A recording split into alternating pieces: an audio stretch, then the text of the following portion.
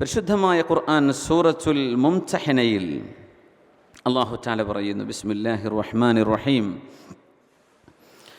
അസല്ലാഹു അൻ യജ്അല ബൈനകും വബൈനൽ ലദീന ആദൈതും മിൻഹും മവദ്ദഹ വല്ലാഹു ഖദീറുൻ വല്ലാഹു ഗഫൂറുർ റഹീം. لا ينهاكم الله عن الذين لم يقاتلوكم في الدين ولم يخرجوكم من دياركم أن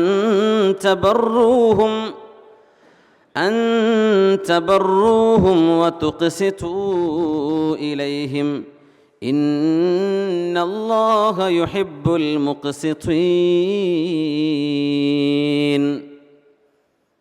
عسى الله أن يجعل بينكم وبين الذين عاديتم منهم مودة. നിങ്ങളും മറ്റാരും തമ്മിലാണോ ശത്രുതയുള്ളത്, ആ ശത്രുതയെല്ലാം മാറ്റി നിങ്ങളെ ശത്രുക്കളെ മിത്രങ്ങളാക്കി തരാൻ അള്ളാഹു കഴിവുള്ളവനാണ്. ശത്രുവിനെ എന്നും ശത്രുവായി കാണരുത്. അഹ്ബിബ് ഹബീബക ഹൗനമ്മ عسى أن يكون بغيضك يوما ما وأبغض بغيضك هونا ما عسى أن يكون حبيبك يوما ما. സ്നേഹിക്കുന്ന ഒരാളെ കണ്ണ് ചിമ്മിയുടെ സ്നേഹിക്കണ്ട, ചിലപ്പോൾ ശത്രു ആവാൻ സാധ്യതയുണ്ട്. ദേഷ്യമുള്ള ഒരാളോട് ആജന്മ ശത്രുത, ഇനി മരിക്കുന്നവരെ ഞാൻ മിണ്ടൂല, ഇതൊന്നും പറയണ്ട. ചിലപ്പോൾ ഒരു കമ്പനി ഒരുമിച്ച് ജോലി ചെയ്യേണ്ട അവസ്ഥ വന്നാൽ മിണ്ടിപ്പറഞ്ഞ സുഹൃത്താവേണ്ടി വരും. അപ്പോൾ വല്ലാത്ത ശത്രുത കാണിക്കരുത് ആരോടും. ഒരുപക്ഷെ നിങ്ങളുടെ സുഹൃത്തായി വന്നേക്കും. ഇതൊരു ആപ്തവാക്യമാണ്, ഹദീസാണോ എന്നെനിക്കറിയില്ല. വിശുദ്ധ ഖുർആൻ പറയാണ്, നിങ്ങളും മറ്റാരും തമ്മിലാണോ ശത്രുതയുള്ളത്, ആ ശത്രുക്കൾക്കും നിങ്ങൾക്കുമിടയിൽ മവദ്ദ, സ്നേഹമുണ്ടാക്കാൻ അല്ലാഹു കഴിവുള്ളവനാണ്. വല്ലാഹു ഖദീർ, അല്ലാഹു എല്ലാറ്റിനും കഴിവുള്ളവനാണ്. വല്ലാഹു ഗഫൂറുർ റഹീം, കാരുണ്യവാനാണ് അല്ലാഹു. അല്ലാഹു പുറത്തു കൊടുക്കുന്നവനാണ്. അല്ലാഹുവിൻ്റെ അസ്മാഉകൾ വിശുദ്ധ ഖുർആൻ പറയുന്നു. അല്ലാഹുവിൻ്റെ 99 നാമങ്ങൾ, അസ്മാഉല്ലാഹിൽ ഹുസ്ന, മൻ അഹ്സാഹാ ദഖലൽ ജന്ന. ഈ ഇസ്മുകളുടെ അർത്ഥം മനസ്സിലാക്കി നമ്മുടെ ജീവിതത്തിലേക്ക് പകർത്തിയാൽ അവർക്ക് സ്വർഗമുണ്ടെന്നാണ്. വെറും കാണാതെ പഠിച്ചു, പക്ഷെ ആള് കൊടിയ വഞ്ചകനാണ്, സ്വർഗം കിട്ടുമെന്ന് പറയാൻ പറ്റൂല. അള്ളാഹു ഗഫൂറാൻ, അള്ളാഹ് പുറത്തു കൊടുക്കുന്നവനാ, അപ്പം നമ്മളും പുറത്തു കൊടുക്കണം. അള്ളാഹു കാരുണ്യവാനാ, അപ്പം നമ്മളും കരുണ ചെയ്യണം. ഇതിനാണ് അള്ളാഹുവിൻ്റെ ഖുർആൻ, മഹാനായ റഷീദ് അലി ശിഹാബ് തങ്ങൾ അവറുകൾ സൂചിപ്പിച്ചു, ഖുർആനിനെ നമ്മുടെ ജീവിതത്തിലേക്ക് പകർത്താൻ കഴിയുമ്പോഴാണ് ഈ ഗ്രന്ഥത്തിൻ്റെ പുണ്യം നമുക്ക് ഉൾക്കൊള്ളാൻ കഴിയുന്നത്. അത് മനസ്സിലാക്കിയവരാണ് നബി സല്ലല്ലാഹു അലൈഹി വസല്ലം തങ്ങളുടെ സ്വഹാബിമാർ, താബിഉകൾ, പണ്ഡിതന്മാർ, മുഫസ്സിരീങ്ങൾ, ഫുഖഹാ, എല്ലാ ഉലമാവും. ഉമർ ഇബ്നുൽ ഖത്താബ് റളിയല്ലാഹു അൻഹുവിൻ്റെ മുമ്പിൽ ഹുർമുസാൻ അൽ ഫാരിസി എന്ന് പറയുന്ന ഏറ്റവും വലിയ ഇസ്ലാമിൻ്റെ ശത്രുവിനെ പിടിച്ചുകൊണ്ടുവരുന്നു. അദ്ദേഹം ഒരുപാട് യുദ്ധങ്ങളിൽ ഒരുപാട് മുസ്ലിമീങ്ങളെ കൊല ചെയ്ത ആളാണ്.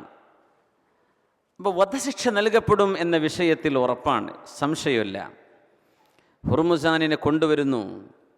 അങ്ങനെ മഹാനായ ഉമർ ഫാറൂഖ് റളിയല്ലാഹു അൻഹുവിൻ്റെ സദസ്സിലേക്ക് എത്തുമ്പോൾ അദ്ദേഹത്തിന് ഉറപ്പാണ്, തൻ്റെ ജീവൻ നഷ്ടപ്പെടാൻ പോവാണ്, മരിക്കാൻ പോവാണ്. ഫാറൂഖ് തങ്ങളോട് ഇദ്ദേഹം ഒരു ചോദ്യം ചോദിച്ചു, ഉമർ എന്നവരെ എനിക്ക് കുടിക്കാൻ വെള്ളം തരുമോ? വെള്ളം തരാമെന്ന് പറഞ്ഞു. നമ്മൾ സദസ്സിലെല്ലാവർക്കും കുടിക്കാൻ വെള്ളം ഉണ്ടോ? അൽഹംദുലില്ലാ. വളണ്ടിയർമാരും കൊണ്ടുപോയി കൊടുത്താൽ വലിയ റാഹത്തായിരുന്നു. അൽഹംദുലില്ലാ. കുടിക്കാൻ വെള്ളം തരുമെന്ന് ചോദിച്ചു. അപ്പോൾ വെള്ളം കൊടുത്തു. അദ്ദേഹം ഒരു കാര്യം ചോദിച്ചു, ഉമർ എന്നവരെ എനിക്കൊരു വാക്ക് തരണം നിങ്ങൾ. എന്താ? ഈ വെള്ളം കുടിച്ചു തീരുന്നവരെ എന്നെ കൊല്ലാൻ പാടില്ല. അങ്ങനെ ഒരു വാക്ക് എനിക്ക് തരുമോ? ലഖദാലേക്ക്, ഈ വെള്ളം കുടിച്ചു തീരുന്നവരെ നിന്നെ വധിക്കൂല. ആ വെള്ളപ്പാത്രം കയ്യിൽ പിടിച്ചിട്ട് ഹുർമുസാനുൽ ഫാരിസി പറഞ്ഞു, എൻ്റെ ജന്മത്തിൽ ഞാനിത് കുടിക്കാൻ പോണില്ല. ആ വാക്ക് പാലിക്കേണ്ടി വന്നു ഫാറൂഖ് റളിയല്ലാഹു അൻഹു. അയാൾ വെറുതെ വിട്ടു എന്നാണ് ഇസ്ലാമിൻ്റെ ചരിത്രം. ഹുർമുസാനുൽ ഫാരിസിയെ മദീനയിലേക്ക് പിടിച്ചുകൊണ്ട് വന്നിട്ട് സ്വന്തം ശത്രുക്കളോട് പോലും നിങ്ങൾ നീതി പാലിക്കണം. വലാ യജ്രിമന്നകും ശനആനു ഖൗമിൻ അലാ അല്ലാ തഅദിലു യഅദിലൂ ഹുവ അഖ്റബു ലിത്തഖ്വാ. ശത്രുക്കളോട് നിങ്ങൾക്ക് ദേഷ്യമുണ്ടെന്ന് വിചാരിച്ച് അവരോട് നീതി കാണിക്കാതിരിക്കരുത്. യഅദിലു, നീതി കാണിക്കണം. ശത്രുക്കളോട് പോലും നീതി കാണിക്കണം. ശത്രുക്കൾ ചെറിയ മിസ്റ്റേക്ക് ചെയ്താൽ നമ്മൾ സെലിബ്രേറ്റ് ചെയ്യുക, നമ്മൾ വല്ല മിസ്റ്റേക്ക് ചെയ്താൽ മിണ്ടാണ്ട് അങ്ങ് ഒങ്ങിക്കളയുക, അങ്ങനെ ചെയ്തേക്കരുത്. നീതിയോടുകൂടെ പെരുമാറണം. അപ്പോഴേ നമ്മൾ ഖുർആൻ്റെ ആളുകളാവുള്ളൂ. യഅദിലു, ശത്രുക്കളായിരിക്കാം, പക്ഷെ എന്ത് ചെയ്യണം? നീതി പാലിക്കണം എന്നാണ്. യഅദിലു ഹുവ അഖ്റബു ലിത്തഖ്വാ. നിങ്ങൾ മുത്തഖീങ്ങളാണോ, അതിന് ഏറ്റവും നല്ലത് നിങ്ങൾ നീതി പാലിക്കലാണ്. ഇസ്ലാം എന്ന് പറയുന്നത് ഈ സർവമാന നീതിയാണ്. ഇന്നല്ലാഹ യുഹിബ്ബുൽ മുഖ്സിതീൻ. അള്ളാഹുവിന് നീതി ചെയ്യുന്നവരെ ഇഷ്ടമാണ്. ഇനി നമ്മൾ പരിശോധിക്കാൻ പോകുന്നത് ഇതൊക്കെ നമ്മുടെ കയ്യിലുണ്ടോ ഇല്ലയോ എന്നാണ്. പരമമായ നീതി, ജനങ്ങളെ മുഴുവനും മനുഷ്യനായി കാണുന്ന നീതി. അതിലേറ്റവും വലിയ അത്ഭുതം അല്ലാഹു തആല നമ്മളെ വലഖദ് കറംനാ ബനി ആദം, മനുഷ്യനെ അള്ളാഹു ആദരിച്ചു എന്ന് പറഞ്ഞ വാക്കാണ്. നമ്മൾ കുരങ്ങിൽ നിന്നുണ്ടായതാണെന്ന് പറഞ്ഞാൽ ഒരു അക്കൗണ്ടബിലിറ്റി ഇല്ല, അവിടെ ഉത്തരവാദിത്ത ബോധം വരില്ല. കുരങ്ങിൽ നിന്നുണ്ടായതല്ലേ, ചിമ്പാൻസിൽ നിന്നുണ്ടായി പോകുന്നതല്ലേ? അങ്ങനെയല്ലല്ലോ. മനുഷ്യനെ ഒരു പെർഫെക്റ്റ് മനുഷ്യനായിട്ട് അള്ളാഹു പടച്ചു എന്നല്ലേ പറഞ്ഞത്. ഇൽമു കൊടുത്തു, ആദം നബി സംസാരിച്ചു, മലക്കുകളെ പഠിപ്പിച്ചു കൊടുത്തു, മലക്കുകളുടെ അധ്യാപകനായിട്ട് മാറി, മലക്കുകളെ കൊണ്ട് ബഹുമാനാർത്ഥം സുജൂദ് ചെയ്യിപ്പിച്ചു. ഇങ്ങനെ ആദരിക്കപ്പെട്ടവനാണ് മനുഷ്യൻ. ഈ ആദരവ് നമ്മൾ മനുഷ്യരായി പിറന്ന എല്ലാവർക്കും കൊടുക്കണം. ഈ ആദരവ് ഓൻ ബംഗാളിയല്ലേ, ഓൻ പട്ടാണിയല്ലേ, ഇങ്ങനെ പറയാൻ പാടില്ല എന്നാണ്. കാരണം അവരൊക്കെ മനുഷ്യരല്ലേ. നമ്മൾ അവരൊക്കെ ഒരു ഇൻഫീരിയർ, അവരൊക്കെ ഒരു ഏതോ താഴ്ന്ന വർഗ്ഗക്കാർ, നമ്മളൊക്കെ എന്തോ വലിയ മെച്ചപ്പെട്ട ആളുകൾ. അതൊക്കെ ഒരു തരം അഹങ്കാരമാണ്, നമുക്ക് പാടില്ലാത്ത സംഗതി. അതാണ് ഘടകിൻ്റെ അത്ര പോലും പാടില്ല എന്ന് പറഞ്ഞത്. നമ്മൾ അങ്ങനെ നിസ്സാരമായി കാണരുത്. അങ്ങനെയൊക്കെ തോന്നാറില്ലേ ചിലപ്പോൾ? നമ്മൾ വർത്തമാനങ്ങൾ വന്നു പോകാറില്ലേ? വരാൻ പാടില്ല. മനുഷ്യനെ അല്ലാഹു ബഹുമാനിച്ചിട്ടുണ്ട്, ജാതിയും മതവും നോക്കാതെ മനുഷ്യനെ ആദരിച്ചിട്ടുണ്ട്. അതാണ് സയ്യിദന ഇബ്രാഹിം നബി അലൈഹിസ്സലാത്തു വസ്സലാം ഭക്ഷണം കഴിക്കാൻ വേണ്ടി കൂടെ ആരെങ്കിലും കഴിക്കാൻ കിട്ടുമോ എന്ന് അന്വേഷിച്ച് നടക്കുമ്പോഴാണ് ഒരാളെ കൊണ്ടുവന്നത്. ഇബ്രാഹിം നബി അലൈഹിസ്സലാമിന് ഫലസ്തീനിൽ ഒരു കൊട്ടാരമുണ്ടായിരുന്നു എന്നാണ്. കൊട്ടാരത്തിൻ്റെ 2 വാതിൽക്കലും ഒരുപാട് അടിമകളുണ്ടായിരുന്നു. അവരോട് പറയും, ഇന്ന് എൻ്റെ കൂടെ ഭക്ഷണം കഴിക്കാൻ ഒരാളെ നിങ്ങൾ കൊണ്ടുവന്നാൽ അയാൾ ഫ്രീ ആണ്, അയാൾ സ്വതന്ത്രനാണ്. അപ്പോൾ ഒരു അടിമയ്ക്ക് വേണ്ടത് സ്വാതന്ത്ര്യമാണ്. അങ്ങനെ ഒരാളെ പിടിച്ചു കൊണ്ടുവന്നൊരു ദിവസം ഇബ്രാഹിം നബി അലൈഹിസ്സലാം ഭക്ഷണം കഴിക്കുന്ന നേരത്തെ ബിസ്മില്ലാഹിർ റഹ്മാനിർ റഹീം. അയാൾ ചോദിച്ചു, നീ ബിസ്മി ചൊല്ലുന്നില്ലേ? ഞാൻ മുസ്ലിം അല്ല എന്ന് പറഞ്ഞു. എഴുന്നേൽക്ക്, നിനക്ക് ഭക്ഷണമല്ല എവിടെ എന്ന് പറഞ്ഞു. എഴുന്നേറ്റ് പോകാൻ വേണ്ടി പറഞ്ഞു. അപ്പോഴാണ് അള്ളാഹുവിൻ്റെ വഹി വരുന്നത്. സയ്യിദന ഇബ്രാഹിം നബിയെ 60 കൊല്ലമായി ആ മനുഷ്യന് ഞാൻ ഭക്ഷണം കൊടുക്കുന്നു. 60 കൊല്ലമായി. ഒരു നേരത്തെ ഭക്ഷണം കൊടുക്കാൻ നിങ്ങളെ കൊണ്ട് കഴിഞ്ഞില്ലല്ലേ ഇബ്രാഹിം? ഇബ്രാഹിം നബി എഴുന്നേറ്റ് ഓടി ചെന്നിട്ട് ആ മനുഷ്യനോട് പറഞ്ഞു, വരണം, നിങ്ങൾക്ക് ഭക്ഷണമുണ്ട്, എൻ്റെ കൂടെ വന്ന് കഴിക്കാൻ. എന്ത് പറ്റി ഇബ്രാഹിം നബിയെ? ആച്ചബനി റബ്ബി ഫീക്ക്, നിങ്ങളുടെ വിഷയത്തിൽ അള്ളാഹു എന്നെ ആക്ഷേപിച്ചു. നിങ്ങൾ ബഹുദൈവ ആരാധകനാണെന്ന് വിചാരിച്ചിട്ട് നിങ്ങൾക്ക് ഭക്ഷണം തരണ്ടെന്ന് ഞാൻ വിചാരിച്ചു. അള്ളാഹു പറഞ്ഞു, അവൻ എന്നെ ആരാധിക്കാതെ 60 കൊല്ലമായിട്ട് ജീവിക്കുന്നു, ഞാൻ അവന് ഇത്രയും കാലം ഭക്ഷണം കൊടുത്തില്ലേ? ഒരു നേരം കൊടുക്കാൻ നിങ്ങളെ കൊണ്ട് കഴിഞ്ഞില്ലല്ലേ എന്ന് ചോദിച്ചു. ഈ മനുഷ്യത്വമാണ് അള്ളാഹുവിൻ്റെ ദീനും പ്രവാചകന്മാരും നമുക്ക് പഠിപ്പിച്ചു തരുന്നത്. ഇവിടെ നിന്നുകൊണ്ടാണ് നമ്മൾ നമ്മുടെ ചർച്ചയിലേക്ക് കടക്കുന്നത്. ബിസ്മില്ലാഹിർ റഹ്മാനിർ റഹീം. മാ സലകകും ഫീ സഖർ ഖാലൂ ലം നകു മിനൽ മുസല്ലീൻ വലം നകു നുത്ഇമുൽ മിസ്കീൻ. നരകത്തിലേക്ക് ആളുകളെ കൊണ്ടുവരുമ്പോൾ അള്ളാഹുവിൻ്റെ മാലാഖമാർ ചോദിക്കുന്നു, മാ സലകകും ഫീ സഖർ, നിങ്ങൾ നരകത്തിലേക്ക്, സഖർ എന്ന് പറയുന്ന ഈ നരകത്തിലേക്ക് വീഴാൻ കാരണമെന്താണ്? അവർ പറയും, ഖാലൂ ലം നകു മിനൽ മുസല്ലീൻ, ഞങ്ങൾ നിസ്കരിച്ചിരുന്നില്ല, വലം നകു നുത്ഇമുൽ മിസ്കീൻ, പാവപ്പെട്ട ആൾക്ക് ഭക്ഷണം ഞങ്ങൾ നൽകിയിരുന്നില്ല, പാവപ്പെട്ടവർക്ക് ഞങ്ങൾ ഭക്ഷണം കൊടുത്തിരുന്നില്ല എന്ന് കാരണം പറയണം. നോക്കണം, നരകത്തിൽ കടക്കാൻ കാരണം എന്താണ്? പാവപ്പെട്ടവർക്ക് ഞങ്ങൾ ഭക്ഷണം കൊടുക്കില്ലായിരുന്നു, ഞങ്ങൾ നിസ്കരിക്കില്ലായിരുന്നു. ആരീ പാവപ്പെട്ടവൻ? വിശക്കുന്നവരാരൊക്കെ ഉണ്ടോ അവർക്കൊക്കെ. അതുമാത്രമല്ല, പാവപ്പെട്ടവർക്ക് ഭക്ഷണം കൊടുക്കാൻ പ്രേരിപ്പിക്കാത്ത ആളുകൾ അന്ത്യനാളിനെ നിഷേധിക്കുന്നവരാണ്, അവിശ്വാസികളാണെന്ന് പരിശുദ്ധ ഖുർആൻ. ബിസ്മില്ലാഹിർ റഹ്മാനിർ റഹീം. അറഅയ്തല്ലദീ യുകദ്ദിബു ബിദ്ദീൻ ഫദാലികല്ലദീ യദുഉൽ യതീം വലാ യഹുല്ലു അലാ തുആമിൽ മിസ്കീൻ. പരലോകത്തെ അന്ത്യനാളിനെ, അള്ളാഹുവിൻ്റെ നിയമത്തെ നിഷേധിക്കുന്നവരെ കണ്ടോ നബിയേ? അറഅയ്തല്ലദീ യുകദ്ദിബു ബിദ്ദീൻ ഫദാലികല്ലദീ യദുഉൽ യതീം. യതീമുകളെ അടക്കി ഭരിക്കുന്നവരാണ് അവർ.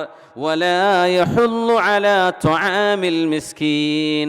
പാവപ്പെട്ടവർക്ക് ഭക്ഷണം കൊടുക്കാൻ പ്രേരിപ്പിക്കാത്തവരാണവർ. പാവപ്പെട്ടവർക്ക് ഭക്ഷണം കൊടുക്കാൻ അവർക്ക് കൊടുക്കേണ്ട ആവശ്യമുണ്ടോ? 4 മക്കൾ ഗൾഫിലല്ലേ എന്ന് പറയും. ഇവിടെ അവർ കഷ്ടപ്പാടായിരിക്കും ചിലപ്പോൾ. ഇവിടുത്തെ കഥ നമുക്കല്ലേ അറിയുള്ളൂ. അപ്പോൾ അവരെ മിസ്കിന്മാരായിരിക്കും. ഭക്ഷണം കൊടുക്കണ്ടെന്ന് പറയും. ഒരു കിറ്റ് അങ്ങോട്ട് കൊടുത്തുകൂടെ, നമ്മൾ റമദാൻ കിറ്റ് അത് വേണ്ടാന്ന്. അവരൊക്കെ പഴയ ആൾക്കാരല്ലേ, പഴയ പ്രവാസികളല്ലേ. മിസ്കിന്മാർക്ക് ഭക്ഷണം കൊടുക്കണ്ടെന്ന് പറയും, പാവപ്പെട്ടവർക്ക് വേണ്ടാന്ന് പ്രേരിപ്പിക്കൂല. ഇത്തരം ആളുകൾ അള്ളാഹുവിൻ്റെ ദീൻ, പരലോകം, വിചാരണയെ നിഷേധിക്കുന്നവരാണെന്ന് അള്ളാഹു കാത്തുരക്ഷിക്കട്ടെ. അപ്പോൾ കൊടുക്കണില്ലെങ്കിലും ഉണ്ടായിരുന്നോളി, കൊടുക്കുന്നവർ കൊടുത്തോട്ടെ, അവരെ പ്രേരിപ്പിക്കണമെന്ന്, കൊടുത്തോളി എന്ന് പറയണമെന്ന്. അങ്ങനെ പറഞ്ഞൂടെ? നമുക്ക് കൊടുക്കാൻ പറ്റുന്നില്ല, കൊടുത്തേക്കെന്ന് പറയാലോ. നാവ് കൊണ്ട് ഒരു ഉപകാരത്തിൻ്റെ വാക്ക് പറയണം, അതുപോലും പറയാതിരിക്കുന്നത് ഗൗരവമാണ്. അള്ളാഹു സുബ്ഹാനഹു വ തആല പറയാൻ സൂറത്തുൽ ഫജ്ർ, ബിസ്മില്ലാഹിർ റഹ്മാനിർ റഹീം. كلا بل لا تكرمون اليتيم ولا تحاضون على طعام المسكين وتأكلون التراث أكلا لما وتحبون المال حبا جما ولا تحاضون على طعام المسكين. മിസ്കീന്മാർക്ക് ഭക്ഷണം കൊടുക്കാൻ എന്തേ അവർ പ്രേരിപ്പിക്കാത്തത്? അല്ലാഹു ചോദിക്കാൻ. മനുഷ്യനെ മനുഷ്യനായി കണ്ട് ജാതിയും മതവും നോക്കാതെ മനുഷ്യരെ സഹായിക്കണം എന്ന് പറയുന്ന ഒരു വിശുദ്ധ ഖുർആനിൻ്റെ സന്ദേശത്തെക്കുറിച്ചാണ് നമ്മളിവിടെ ചർച്ച ചെയ്യുന്നത്. മഹാനായ ഉമർ ഇബ്നുൽ ഖത്താബ് റളിയല്ലാഹു തആല അൻഹു മദീനയിലൂടെ നടക്കുമ്പോൾ ജൂതനായ ഒരു പ്രായമുള്ള ഒരാൾ, താടിയും തലയൊക്കെ നരച്ചിട്ടുണ്ട്, ജനങ്ങളുടെ വാതിൽക്കൽ ചെന്ന് യാചിക്കുകയാണ്, യാചന നടത്തിക്കൊണ്ടിരിക്കുകയാണ്. ഉമർ എന്നവർ കണ്ടിട്ട് പറഞ്ഞു, മാ അൻസഫ്നാക്, ജൂതനായ സഹോദര, നിന്നോട് നമ്മൾ നീതി ചെയ്തില്ലല്ലോ. ഇൻ കുന്ന അഖദ്ന മിൻകൽ ജിസിയത ഫീ ശബീബതിക്, നീ യുവാവായിരുന്നപ്പോൾ നിന്നിൽ നിന്ന് ടാക്സ് വാങ്ങിയിട്ടുണ്ട് ഭരണകൂടം, എന്നിട്ട് പ്രായമായപ്പോൾ നിന്നെ ഞങ്ങൾ കൈയൊഴിഞ്ഞല്ലേ, പ്രായമായിട്ട് യാചിക്കേണ്ടി വന്നല്ലേ. അതിൻ്റെ ശേഷമാണ് എല്ലാ പ്രായമുള്ള ആളുകൾക്കും ബൈത്തുൽ മാലിൽ നിന്ന്, മുസ്ലിമീങ്ങളുടെ ഖജനാവിൽ നിന്ന് പ്രായമുള്ള ആളുകൾ ജാതിയോ മതമോ നോക്കാതെ അവർക്ക് ജീവിക്കാൻ ആവശ്യമായ സംഖ്യ ഗവൺമെൻറ് കൊടുക്കണമെന്ന് നിയമം നടപ്പാക്കിയ ഖലീഫയാണ് ഉമർ ഇബ്നുൽ ഖത്താബ് റളിയല്ലാഹു തആല അൻഹു. അവിശ്വാസിക്ക് സുബ്ഹാനല്ലാഹ്. ഇപ്പം നമ്മളൊക്കെ റിലീഫ് പ്രവർത്തനമൊക്കെ നടത്തുന്ന കൂട്ടത്തിൽ മുസ്ലിമീങ്ങളല്ലാത്തവരെയും അർഹതയുള്ള എത്രയോ ആളുകൾ നമ്മുടെ നാട്ടിലൊക്കെ ഉണ്ടാകും. സ്വാഭാവികമായും വൈരാഗ്യങ്ങളും അസൂയയൊക്കെ വളരുന്ന കാലമാണ്. അവരെ കൂടെ നമ്മൾ സജീവമായി പരിഗണിക്കണം. നമ്മുടെ ബൈത്തുർ റഹ്മകളൊക്കെ മാഷാ അല്ലാഹ് മുസ്ലിമീങ്ങളായ ആളുകൾക്കും അതിന് ഇടം നൽകപ്പെട്ടു, അൽഹംദുലില്ലാ. അത് നമ്മുടെ ദീനാണത്, ആളുകളെ ബോധിപ്പിക്കാനല്ല. നമ്മുടെ ദീനിൽ അള്ളാഹു അങ്ങനെ പ്രോത്സാഹിപ്പിച്ചിട്ടുണ്ടെന്നാണ്. അള്ളാഹു നമ്മുടെ കർമ്മങ്ങൾ അള്ളാഹു സ്വീകരിക്കട്ടെ. ആമീൻ യാ റബ്ബൽ ആലമീൻ. സർവമാന നീതി മനുഷ്യരായ മനുഷ്യരോട് മുഴുവനും, മനുഷ്യൻ അവൻ്റെ ശരീരത്തോട്, മനുഷ്യൻ നമ്മുടെ കുടുംബത്തോട്, നമ്മുടെ സമൂഹത്തോട്, ചുറ്റുപാടിനോട്, പ്രകൃതിയോട്, എല്ലാറ്റിനോടും നീതി പുലർത്താൻ പറഞ്ഞ അള്ളാഹുവിൻ്റെ ദീനാണിത്.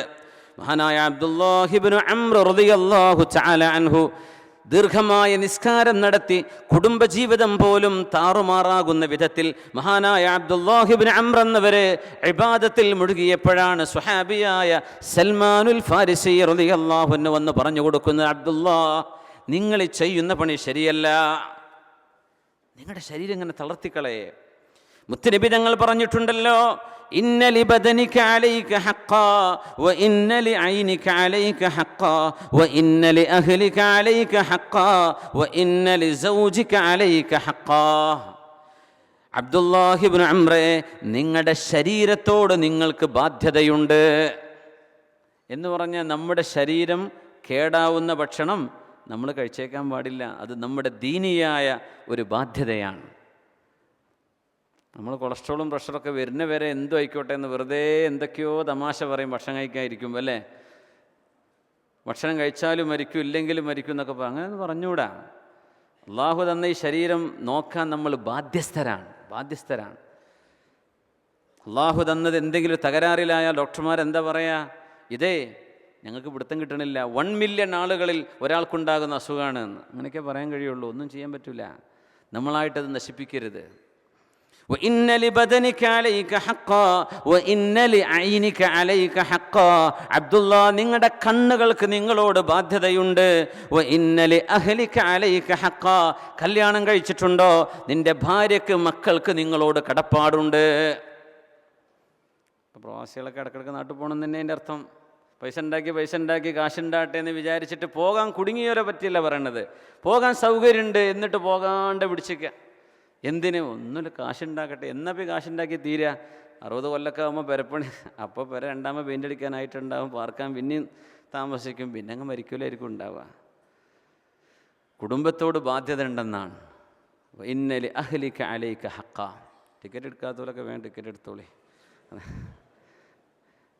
ഇന്നലി അഹ്ലിക അലൈക ഹഖ്ഖാ, അതൊരു ബാധ്യതയാണ്.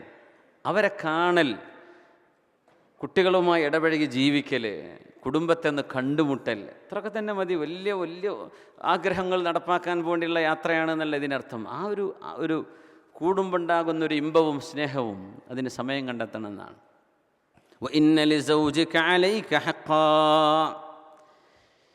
ഇങ്ങനെ സർവമാന നീതി എല്ലാവരോടും നിങ്ങളോട് തന്നെയും. ഇന്നല്ലാഹ യഅ്മുറുകും അൻ തുഅദ്ദുൽ അമാനാതി ഇലാ അഹ്ലിഹാ വഇദാ ഹകംതും ബൈനൻ നാസി അൻ തഹ്കുമൂ ബിൽ അദ്ൽ. സൂറത്തുൻ നിസാ. ഇന്നല്ലാഹ യഅ്മുറുകും, അല്ലാഹു നിങ്ങളോട് കൽപ്പിക്കുന്നു, അൻ തുഅദ്ദുൽ അമാനാത്ത്, നിങ്ങളെ വിശ്വസിച്ചേൽപ്പിച്ചതൊക്കെ തിരിച്ചു കൊടുക്കണം. വിശ്വസിച്ചേൽപ്പിച്ചത് തിരിച്ചു കൊടുക്കണം. റബ്ബേ, പ്രവാസ ലോകത്ത് ഏറ്റവും കൂടുതൽ പേടിക്കേണ്ട ഒരു ആയത്താണിത്. അമാനത്ത്. ഒരു വണ്ടിൻ്റെ കാറിൻ്റെ കീ നിങ്ങളെ ഏൽപ്പിക്കുന്നത് അമാനത്താണ്. നിങ്ങൾ ഹുജൈറ കറങ്ങിയിട്ട് പറയാം, ഞാൻ ഇപ്പോൾ ബർദുബയിൽ ലേബർ ഓഫീസിൻ്റെ മുമ്പിലാണ്, വെറുതെ നുണ പറയാം. എന്താ അമാനത്ത്? തുഅദ്ദുൽ അമാനാത്ത്. അള്ളാഹു നിങ്ങളെ വിശ്വസിച്ചേൽപ്പിച്ച ചില കാര്യങ്ങൾ, മനുഷ്യൻ വിശ്വസിച്ചേൽപ്പിച്ചത്, അത് നിങ്ങൾ അത് അർഹിക്കുന്ന പോലെ കൈകാര്യം അതിൻ്റെ ആളുകൾക്ക് തിരിച്ചു കൊടുക്കണം. തുഅദ്ദുൽ അമാനാത്ത് ഇലാ അഹ്ലിഹാ. സോഫ്റ്റ്വെയറുകളൊക്കെ അടിച്ചു മാറ്റുക, ഓരോ കമ്പനി ജോലി ചെയ്തിട്ട് അതിൻ്റെ അഹ്ലുകാരുടെ, അവർ പൈസ കൊടുത്ത് വാങ്ങിച്ചതാണ്, അവർക്ക് തന്നെ കൊടുത്തേക്കണം. അത് നിങ്ങൾ കട്ടുകൊണ്ടുപോകാൻ പാടില്ല. തുഅദ്ദുൽ അമാനാത്ത് ഇലാ അഹ്ലിഹാ വഇദാ ഹകംതും ബൈനൻ നാസി അൻ തഹ്കുമൂ ബിൽ അദ്ൽ. നിങ്ങൾ ജനങ്ങൾക്കിടയിൽ വിധി കൽപ്പിക്കുകയാണെങ്കിൽ അൻ തഹ്കുമൂ ബിൽ അദ്ൽ, നീതിയുക്തമായിട്ട് വിധി കൽപ്പിക്കണം. നീതി വേണം അവിടെ. അല്ലാഹുവിൻ്റെ പ്രയോഗമാണ്. മഹാനായ അഷ്റഫുൽ ഖൽഖ് റസൂലുള്ളാഹി സ്വല്ലല്ലാഹു അലൈഹി വസല്ലമ തങ്ങളാണ് നീതിയുടെ ഏറ്റവും വലിയ പാഠം പഠിപ്പിച്ചത്. ഓർമ്മയുണ്ടോ? ബദർ യുദ്ധം നടക്കുമ്പോൾ ഫിസായെ ബദർ പൈദാ കർ ഫരിശ്തേ തെരീ നുസ്രത് കോ ഉതർ സക്തേ ഹൈ ഗർദൂൻ സേ ഖതാർ അന്ദർ ഖതാർ റബ്ബി. അഷ്റഫുൽ ഖൽഖ് റസൂലുള്ളാഹി സ്വല്ലല്ലാഹു അലൈഹി വസല്ലമ തങ്ങൾ ബദറിൽ അണിയായി നിൽക്കുന്ന സ്വഹാബത്തിൻ്റെ സ്വഫ് റെഡിയാക്കാൻ നബി തങ്ങളുടെ ചെറിയൊരു കുന്തമുണ്ട്, ഒരു റുംഹ്. വേദനയില്ലാതെ ഇസ്തവിയാ സവാദ് എന്നവരെ ഒന്ന് നേരെ നിൽക്കിൻ. വയറിങ്ങനെ മുമ്പോട്ട് നിന്നപ്പോൾ ഒന്ന് നേരെ നിൽക്കിൻ, സൊഫ് റെഡിയാക്കാൻ വേണ്ടി പറഞ്ഞു. നോക്കണം, നമ്മുടെ ദീനിൻ്റെ ഒരു ഡിസിപ്ലിൻ നോക്കണേ. സൊഫ് റെഡിയാക്കപ്പോൾ ജമാഅത്തായിട്ട് നിസ്കരിക്കുകയാണ്, സൊഫ് വളയാൻ പാടില്ല എന്നാണ്. നബി തങ്ങൾ പറയും, എനിക്കെൻ്റെ innീല അറാക്കും മിൻ വറായി, എനിക്ക് ബാക്കിൽ നിന്ന് കാണാൻ കഴിയും എന്ന് റസൂലുള്ളാഹി സ്വല്ലല്ലാഹു അലൈഹി വസല്ലം. തങ്ങൾക്ക് അങ്ങനെ കഴിവുണ്ടായിരുന്നു. എന്നിട്ട് പറയും, ഇസ്തവൂ, സ്വഫ് റെഡിയാക്കണം, ഇല്ല നിങ്ങൾ അങ്ങനെ ചെയ്തില്ലെങ്കിൽ നിങ്ങളുടെ കൽബുകൾക്കിടയിൽ അല്ലാഹു തആല വെറുപ്പുണ്ടാക്കും, നിങ്ങൾ പിണങ്ങുന്ന, സ്വഫ് റെഡിയായില്ലെങ്കിൽ. സുബ്ഹാനല്ലാഹ്, സ്വഫ് റെഡിയാവണം. അൽഹംദുലില്ലാഹ്, നല്ല സ്വഫായിട്ടാണ് നമ്മളിവിടെ ഇരിക്കണത് അല്ലേ? അൽഹംദുലില്ലാഹ്. ഒന്ന് എഴുന്നേറ്റ് ഒന്ന് സ്വലാത്തുൽ ഫ്രഷ് ആവുമല്ലേ? മെല്ലൊന്ന് കുത്തിന്ന കുന്തത്തിൻ്റെ ഒരു തട്ടുകൊണ്ടൊന്ന് നേരെ നിൽക്കുന്ന നബി തങ്ങൾ സ്റ്റഡിയാക്കി പോവാണ്. അല്ലാഹുവിൻ്റെ റസൂലിനോട് പറയുന്നു, യാ റസൂലല്ലാഹി ഔജഅതനി, അല്ലാഹുവിൻ്റെ റസൂലേ നിങ്ങൾ എന്നെ വേദനിപ്പിച്ചല്ലോ. സഹാബി പറയാ നബിയോട് സല്ലല്ലാഹു അലൈഹി വസല്ലം, വഖദ് ബഅസകല്ലാഹു ബിൽ ഹഖ് വൽ അദിൽ, അല്ലാഹു നിങ്ങളെ നിയോഗിച്ചത് നീതി നടപ്പാക്കാനാണല്ലോ നബിയെ, സമത്വം കാണിക്കാനാണല്ലോ. നിങ്ങളെന്തേ എന്നെ മാത്രം കുത്തിയത്? അതുകൊണ്ട് ഫഅഖിദിനി, എനിക്ക് നിങ്ങളോട് പ്രതികാരമെടുക്കാൻ ആഗ്രഹമുണ്ട്, സൗകര്യം ചെയ്തു തരണം, പ്രതികാരമെടുക്കണം. ഫഅഖിദിനി. അല്ലാഹുവിൻ്റെ റസൂൽ സ്വല്ലല്ലാഹു അലൈഹി വസല്ലം തങ്ങൾ പറഞ്ഞു, സവാദേ, എൻ്റെ ശരീരമിതാ ഒന്ന് കുത്തിക്കോളൂ, എന്നെ കുത്തി. ആരായി മാതൃക കാണിക്കണത്? റസൂലുള്ളാഹി സ്വല്ലല്ലാഹു. അപ്പോൾ പറഞ്ഞു, നബിയെ നിങ്ങൾ എന്നെ കുത്തുമ്പോൾ എൻ്റെ വയറ്റിൻ്റെ അവിടെ വസ്ത്രമില്ലായിരുന്നു, അതുകൊണ്ട് നബിയെ വയറിൻ്റെ അവിടുത്തെ വസ്ത്രം പൊക്കി തരുമെന്ന് പറഞ്ഞു. എനിക്ക് അങ്ങനെ കുത്തണമെന്ന് പറഞ്ഞു. അപ്പോഴല്ലേ പകരാവുള്ളൂ. തങ്ങളങ്ങനെ വയറിൻ്റെ ഭാഗത്തെ വസ്ത്രം പൊക്കി കൊടുത്തു. മഹാനായ സവാദ് റളിയല്ലാഹു അൻഹു ഓടി വന്നിട്ട് അല്ലാഹുവിൻ്റെ റസൂലിൻ്റെ പരിശുദ്ധമായ ശരീരം കെട്ടിപ്പിടിച്ച് ഉമ്മ വെച്ചിട്ട് കരയാൻ തുടങ്ങി. മാ ഹമലക അലാ ഹാദാ യാ സവാദ്, സവാദേ നിങ്ങൾ എന്താണ് ഇങ്ങനെ പെരുമാറുന്നത്? എന്തേ ഇപ്പം നിങ്ങൾ ചെയ്തത്? പ്രതികാരമെടുക്കണമെന്ന് പറഞ്ഞ് ഓടി വന്നിട്ട് കെട്ടിപ്പിടിച്ച് ഉമ്മ വെക്കുകയാണല്ലോ, എന്തു പറ്റി? യാ റസൂലല്ലാഹ്, അല്ലാഹുവിൻ്റെ റസൂലേ, ഹളറ മാ തറാ, കാണുന്നില്ലേ നബിയെ, യുദ്ധമാണ് നടക്കാൻ പോകുന്നത്, ബദറാണ്. ആര് ജീവനോടെ തിരിച്ചു വരുമെന്നറിയില്ലല്ലോ നബിയെ. ഫഅറദ്തു അൻ യകൂന ആഖിറ അഹ്ദി ബിക അൻ യമസ്സ ജിൽദി ജിൽദുക, നബിയെ ലോകത്തോട് വിട പറയാൻ പോകുമ്പോൾ അവസാനമായി എൻ്റെ ശരീരം, എൻ്റെ തൊലിപ്പുറം തട്ടേണ്ടത്, അവസാനത്തെ സ്പർശം അങ്ങയുടെ ശരീരത്തോടാവണം എന്നെനിക്കൊരു കൊതി തോന്നി. അതിന് ഞാനൊരു ട്രിക്ക് കാണിച്ചതാണ് നബിയെ. അങ്ങയോട് ഞാൻ പ്രതികാരമെടുക്കുമോ? അങ്ങയുടെ ശരീരം ഒന്ന് തൊട്ടുപോവണം, അതിനാണ് ഞാനിത് ചെയ്തത് എന്ന് പറഞ്ഞ് യുദ്ധത്തിലേക്ക് ഓടിയ മഹാനായ സവാദ് റളിയല്ലാഹു അൻഹു ദഅ ലഹു റസൂലുള്ളാഹി ബിൽ ഖൈർ, നബി തങ്ങൾ അവർക്ക് ഒരുപാട് നന്മ കൊടുക്കണേ റബ്ബേ എന്ന് ദുആ ചെയ്തു കൊടുക്കുന്നു. അഷ്റഫുൽ ഖൽഖ് റസൂലുള്ളാഹി സ്വല്ലല്ലാഹു അലൈഹി വസല്ലം. അല്ലാഹുവേ, പ്രതികാരമെടുക്കാൻ ആദ്യം അവസരം കൊടുത്തു നബിയുനാ റസൂലുള്ളാഹി സ്വല്ലല്ലാഹു അലൈഹി വസല്ലം. റസൂലുള്ളാഹി സ്വല്ലല്ലാഹു അലൈഹി വസല്ലം ഈ സ്വഹാബത്ത് കാണിക്കുന്ന നബി തങ്ങളോടുള്ള ഈ ഒരു സ്നേഹം, അതിൻ്റെയൊക്കെ ഏതെങ്കിലും 1000-1 നമ്മുടെയൊക്കെ കൽബുകളിൽ അല്ലാഹു തന്നാൽ നമ്മളൊക്കെ രക്ഷപ്പെട്ടു. അല്ലാഹു നമുക്കൊക്കെ നൽകട്ടെ. ആമീൻ യാ റബ്ബൽ ആലമീൻ. നബി തങ്ങൾ അതിന് സമ്മതം കൊടുക്കുകയാണ്. അതാണ് ഏറ്റവും വലിയ അത്ഭുതം. തങ്ങളാണ് ഏറ്റവും വലിയ നീതിയുടെ പാഠം പഠിപ്പിക്കുന്നത്. തങ്ങളാണ് സ്വല്ലല്ലാഹു അലൈഹി വസല്ലം. എപ്പോഴെങ്കിലും നമ്മൾ നാട്ടിൽ ചെല്ലുമ്പോഴോ അല്ലാത്തപ്പോഴോ നമ്മൾ ആരെങ്കിലും വേദനിപ്പിച്ചിട്ടുണ്ടെങ്കിൽ ഒന്ന് ചെന്നിട്ട് പൊരുത്തപ്പെടിക്കാൻ നമുക്ക് മനസ്സ് വരാറുണ്ടോ?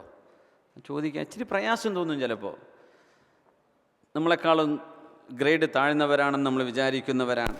ഒന്ന് പൊരുത്തപ്പെടണം കേട്ടോ, അന്നങ്ങനെ ബുദ്ധിയില്ലാത്ത കാലത്ത് ഞാൻ അങ്ങനെയൊക്കെ ചെയ്തു പോയി, എനിക്ക് മാപ്പ് തരണം. ഇത് പച്ചയിലങ്ങോട്ട് ചോദിക്കാൻ കഴിഞ്ഞാൽ നമ്മുടെ ആ ഒരു ഐസ് ബ്രേക്കിംഗ് കഴിയും. നമുക്ക് ഒരിക്കലും അത് പ്രയാസം തോന്നും. അങ്ങ് ചോദിക്കുക, എന്താ പേര് പ്രയാസം? ഒരുപാട് വേദനിപ്പിച്ച ഉണ്ടാവും, മനുഷ്യന്മാരെ വേദനിപ്പിക്കുക. സംഘടനകളൊക്കെ ആകുമ്പോൾ ഒരുപാട് പാരവെപ്പുണ്ടാവും അല്ലേ? എത്രയായിരിക്കും ഒരു തെരഞ്ഞെടുപ്പ് ഉണ്ടാകുമ്പോൾ ഉണ്ടാകുന്ന വേദന. മത്സരിക്കുന്നവർക്കും വോട്ട് ചെയ്യണവർക്കും അല്ലാത്തവർക്കും എത്ര ടെൻഷൻ ഉണ്ടാവും. അതിനിടയ്ക്ക് കുത്തുവാക്കുകളും നമ്മുടെ വാട്സപ്പ് ചർച്ചകളും എന്തൊക്കെ വിഷമമുണ്ടാവും മിനിങ്ങളെ. അതൊക്കെ പൊരുത്തപ്പെടിക്കേണ്ടി വരും. നമ്മൾ മനുഷ്യത്വം എന്നൊക്കെ പറഞ്ഞു പോകും, ഖുർആൻ മാനവികതയുടെ കിതാബാണ്, ശരി, നമുക്കിതൊന്നും പറ്റില്ല. അങ്ങനെയല്ല, നമ്മളിതൊക്കെ ജീവിതത്തിലേക്ക് കൊണ്ടുവരണം. പൊരുത്തപ്പെടിക്കണം. അതിനാദ്യം മാതൃക കാണിച്ചു ഹബീബുനാ റസൂലുള്ളാഹി സ്വല്ലല്ലാഹു അലൈഹി വസല്ലം. മാപ്പ് ചെയ്യുക, പരമമായ മാപ്പ്. ഫൈറൂസ് ദൈലമി എന്ന് പറയുന്ന പ്രഗത്ഭനായ ആള് മഹാനായ ഉമർ ഇബ്നുൽ ഖത്താബ് റളിയല്ലാഹു അൻഹുവിൻ്റെ സദസ്സിലേക്ക് വരികയാണ്. ഫൈറൂസ് ദൈലമി പ്രഗത്ഭനാണ്, വലിയ നേതാവാണ്, യോദ്ധാവാണ്, കുടുംബമഹിമയുള്ള ആളാണ്. ഉമർ റളിയല്ലാഹു അൻഹുവിൻ്റെ അടുത്തേക്ക് വരുമ്പോൾ ഒരു ചെറുപ്പക്കാരൻ അദ്ദേഹത്തെ തട്ടിമാറ്റിയിട്ടാണ് അകത്തേക്ക് കടന്നു. അകത്ത് കടന്നു. അപ്പോൾ ഇദ്ദേഹത്തിന് പിടിച്ചില്ല, ഒരൊറ്റ അടി കൊടുത്തു അദ്ദേഹം ആ ചെറുപ്പക്കാരനെ, ഫൈറൂസ് ദൈലമി. ആ ചെറുപ്പക്കാരൻ ചെന്ന് പറഞ്ഞു, അമീറുൽ മുഅ്മിനീൻ, ഉമർ എന്നവരെ, എന്നെ ഫൈറൂസ് ദൈലമി അടിച്ചിരിക്കുന്നു. ഉമർ എന്നവരെ, എനിക്ക് പ്രതികാരം ചെയ്യണം. ഉമർ ഇബ്നുൽ ഖത്താബ് റളിയല്ലാഹു അൻഹു മൂക്കിൽ നിന്ന് ചോര ഒലിച്ചുകൊണ്ടിരിക്കുന്ന ഖുറൈശി ചെറുപ്പക്കാരൻ്റെ വിഷയം അന്വേഷിച്ചു. മാ ഹാദാ യാ ഫൈറൂസേ, എന്താണിത് സംഭവിച്ചത്? അപ്പോൾ പറഞ്ഞു കൊടുത്തു, ഉമർ എന്നവരെ, ഞാൻ നിൽക്കുമ്പോഴേ എന്നെ ഓവർടേക്ക് ചെയ്ത ഇയാൾ കടന്നുപോയി. നമ്മൾ മനസ്സിലാക്കുന്നത്, ക്യൂവിൽ നിൽക്കുമ്പോൾ ഓവർടേക്ക് ചെയ്താൽ വലിയ ദേഷ്യം തോന്നും. പ്രത്യേകിച്ചൊരു വണ്ടിയിൽ സിഗ്നലിന് കാത്തുകയാണ്, അപ്പോൾ ഒരുത്തൻ സൈഡിൽ കൂടെ വന്നിട്ട് സിഗ്നൽ ഇട്ടേണ്ട കാര്യം എന്തൊരു ദേഷ്യം വരുന്നുണ്ടാവും. നോമ്പൊക്കെ ആകുമ്പോൾ മനുഷ്യന്മാർ എന്തൊക്കെ വിളിച്ചു പറയുന്നുണ്ടാവും അല്ലേ? സുബ്ഹാനല്ലാഹ്. ഇടയ്ക്കൊക്കെ ഈ കുരുത്തക്കേട് നമ്മളൊക്കെ ചെയ്യാറില്ലേ?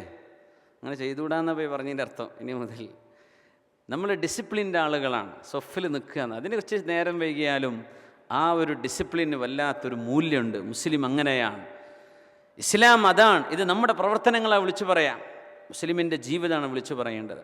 ഫൈറൂസ് ദൈലമി, എന്താണ് ഫൈറൂസെ നിങ്ങൾ ചെയ്തത്? സമ്മതിച്ചു അദ്ദേഹം. ഞാനൊരു അടി കൊടുത്തു ഉമർ എന്നവരെ, അദ്ദേഹം എന്നെ തട്ടിമാറ്റി അകത്തേക്ക് പോയപ്പോൾ ഞാൻ അടി കൊടുത്തു എന്ന് പറഞ്ഞു. ഫാറൂഖ് റളിയല്ലാഹു അൻഹു പറഞ്ഞു, ഫൈറൂസെ, നിങ്ങളോട് പ്രതികാരമെടുക്കണം അദ്ദേഹത്തിന്. നിങ്ങളുടെ മൂക്കിന് അതുപോലെ ഒരു അടി തന്നിട്ട് പ്രതികാരമെടുത്തെങ്കിലേ ഈ പ്രശ്നം പരിഹരിക്കപ്പെടൂ. ഫൈറൂസ് ദൈലമി അടികൊള്ളാൻ വേണ്ടി ഇരുന്നവിടെ. ഉമർ റളിയല്ലാഹുവിൻ്റെ കോടതിയാണ്, അവിടെ രക്ഷപ്പെടാൻ കഴിയില്ല, അവിടെ ഇരുന്നെടുത്തു.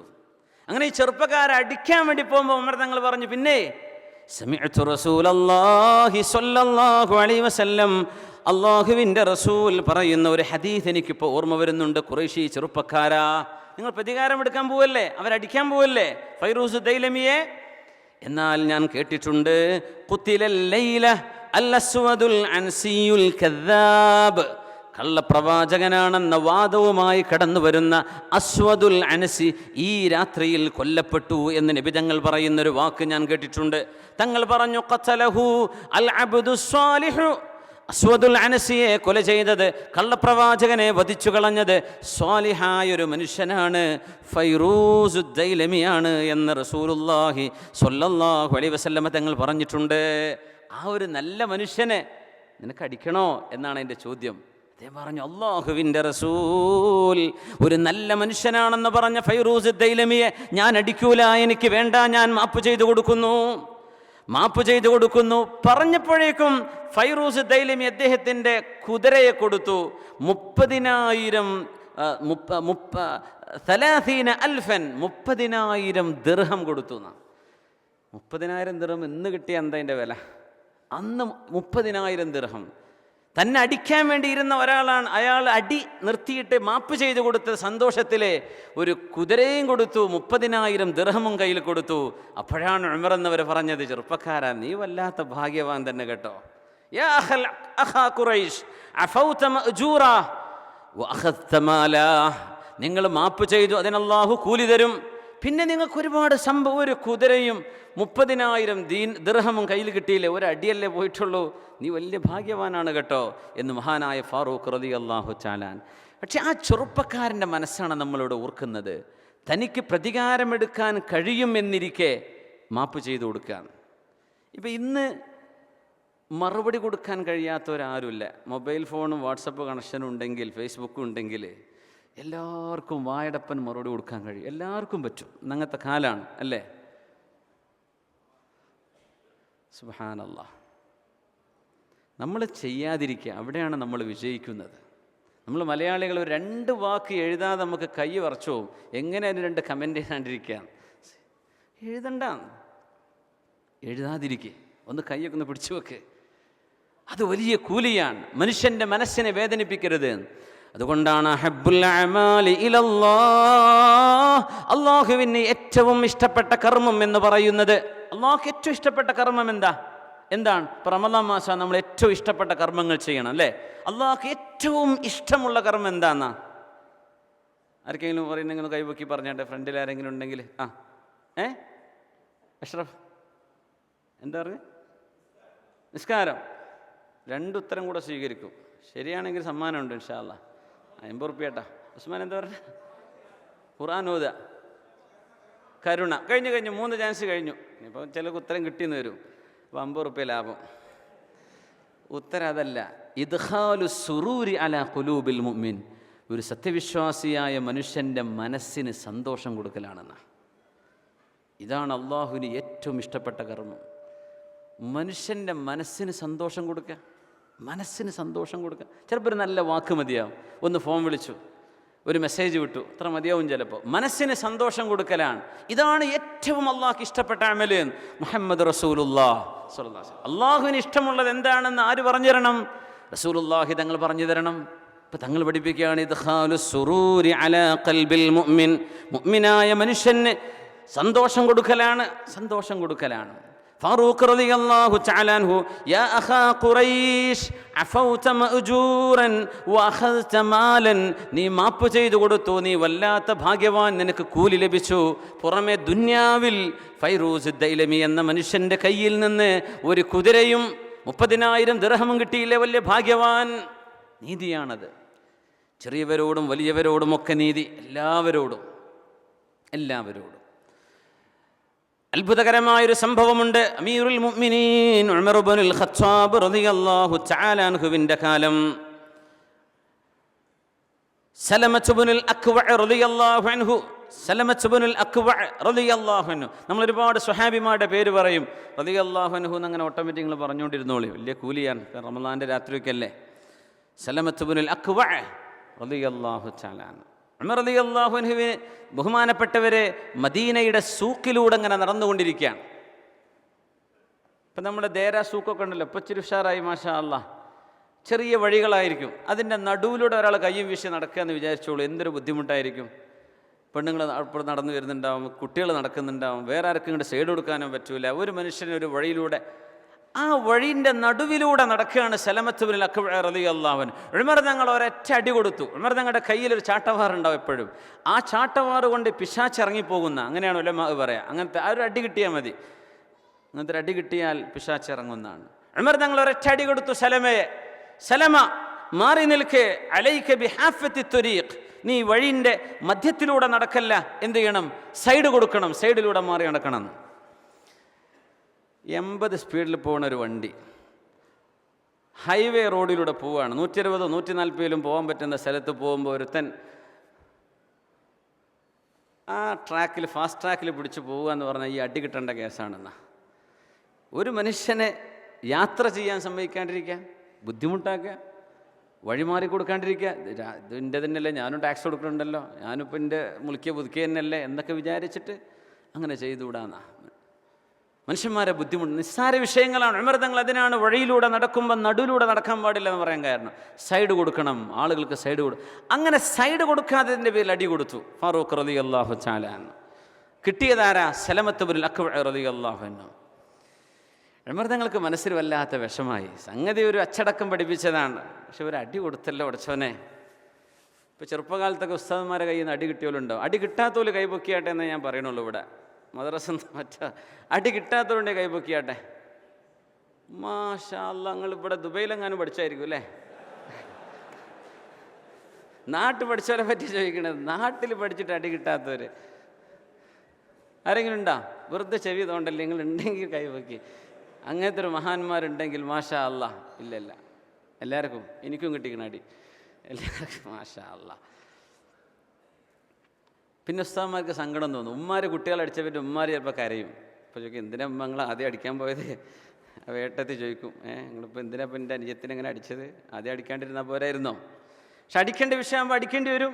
ഫാറൂഖ് റളിയല്ലാഹു തആല അൻഹു ഈ അടി കൊടുത്ത്, ചെറിയ അടിയെ കൊടുത്തു. ദർബത്തൻ ഖഫീഫ, ചെറിയ അടിയാണ്. സുബ്ഹാനല്ലാഹ്. അമീറുൽ മുഅ്മിനീൻ ഉമർ ഇബ്നുൽ ഖത്താബ് റളിയല്ലാഹു അൻഹു ചെറിയ അടിക്കാണ് ഖഫ്ഖ എന്ന് പറയാ. ചെറിയ അടിക്ക് ഖഫ്ഖ.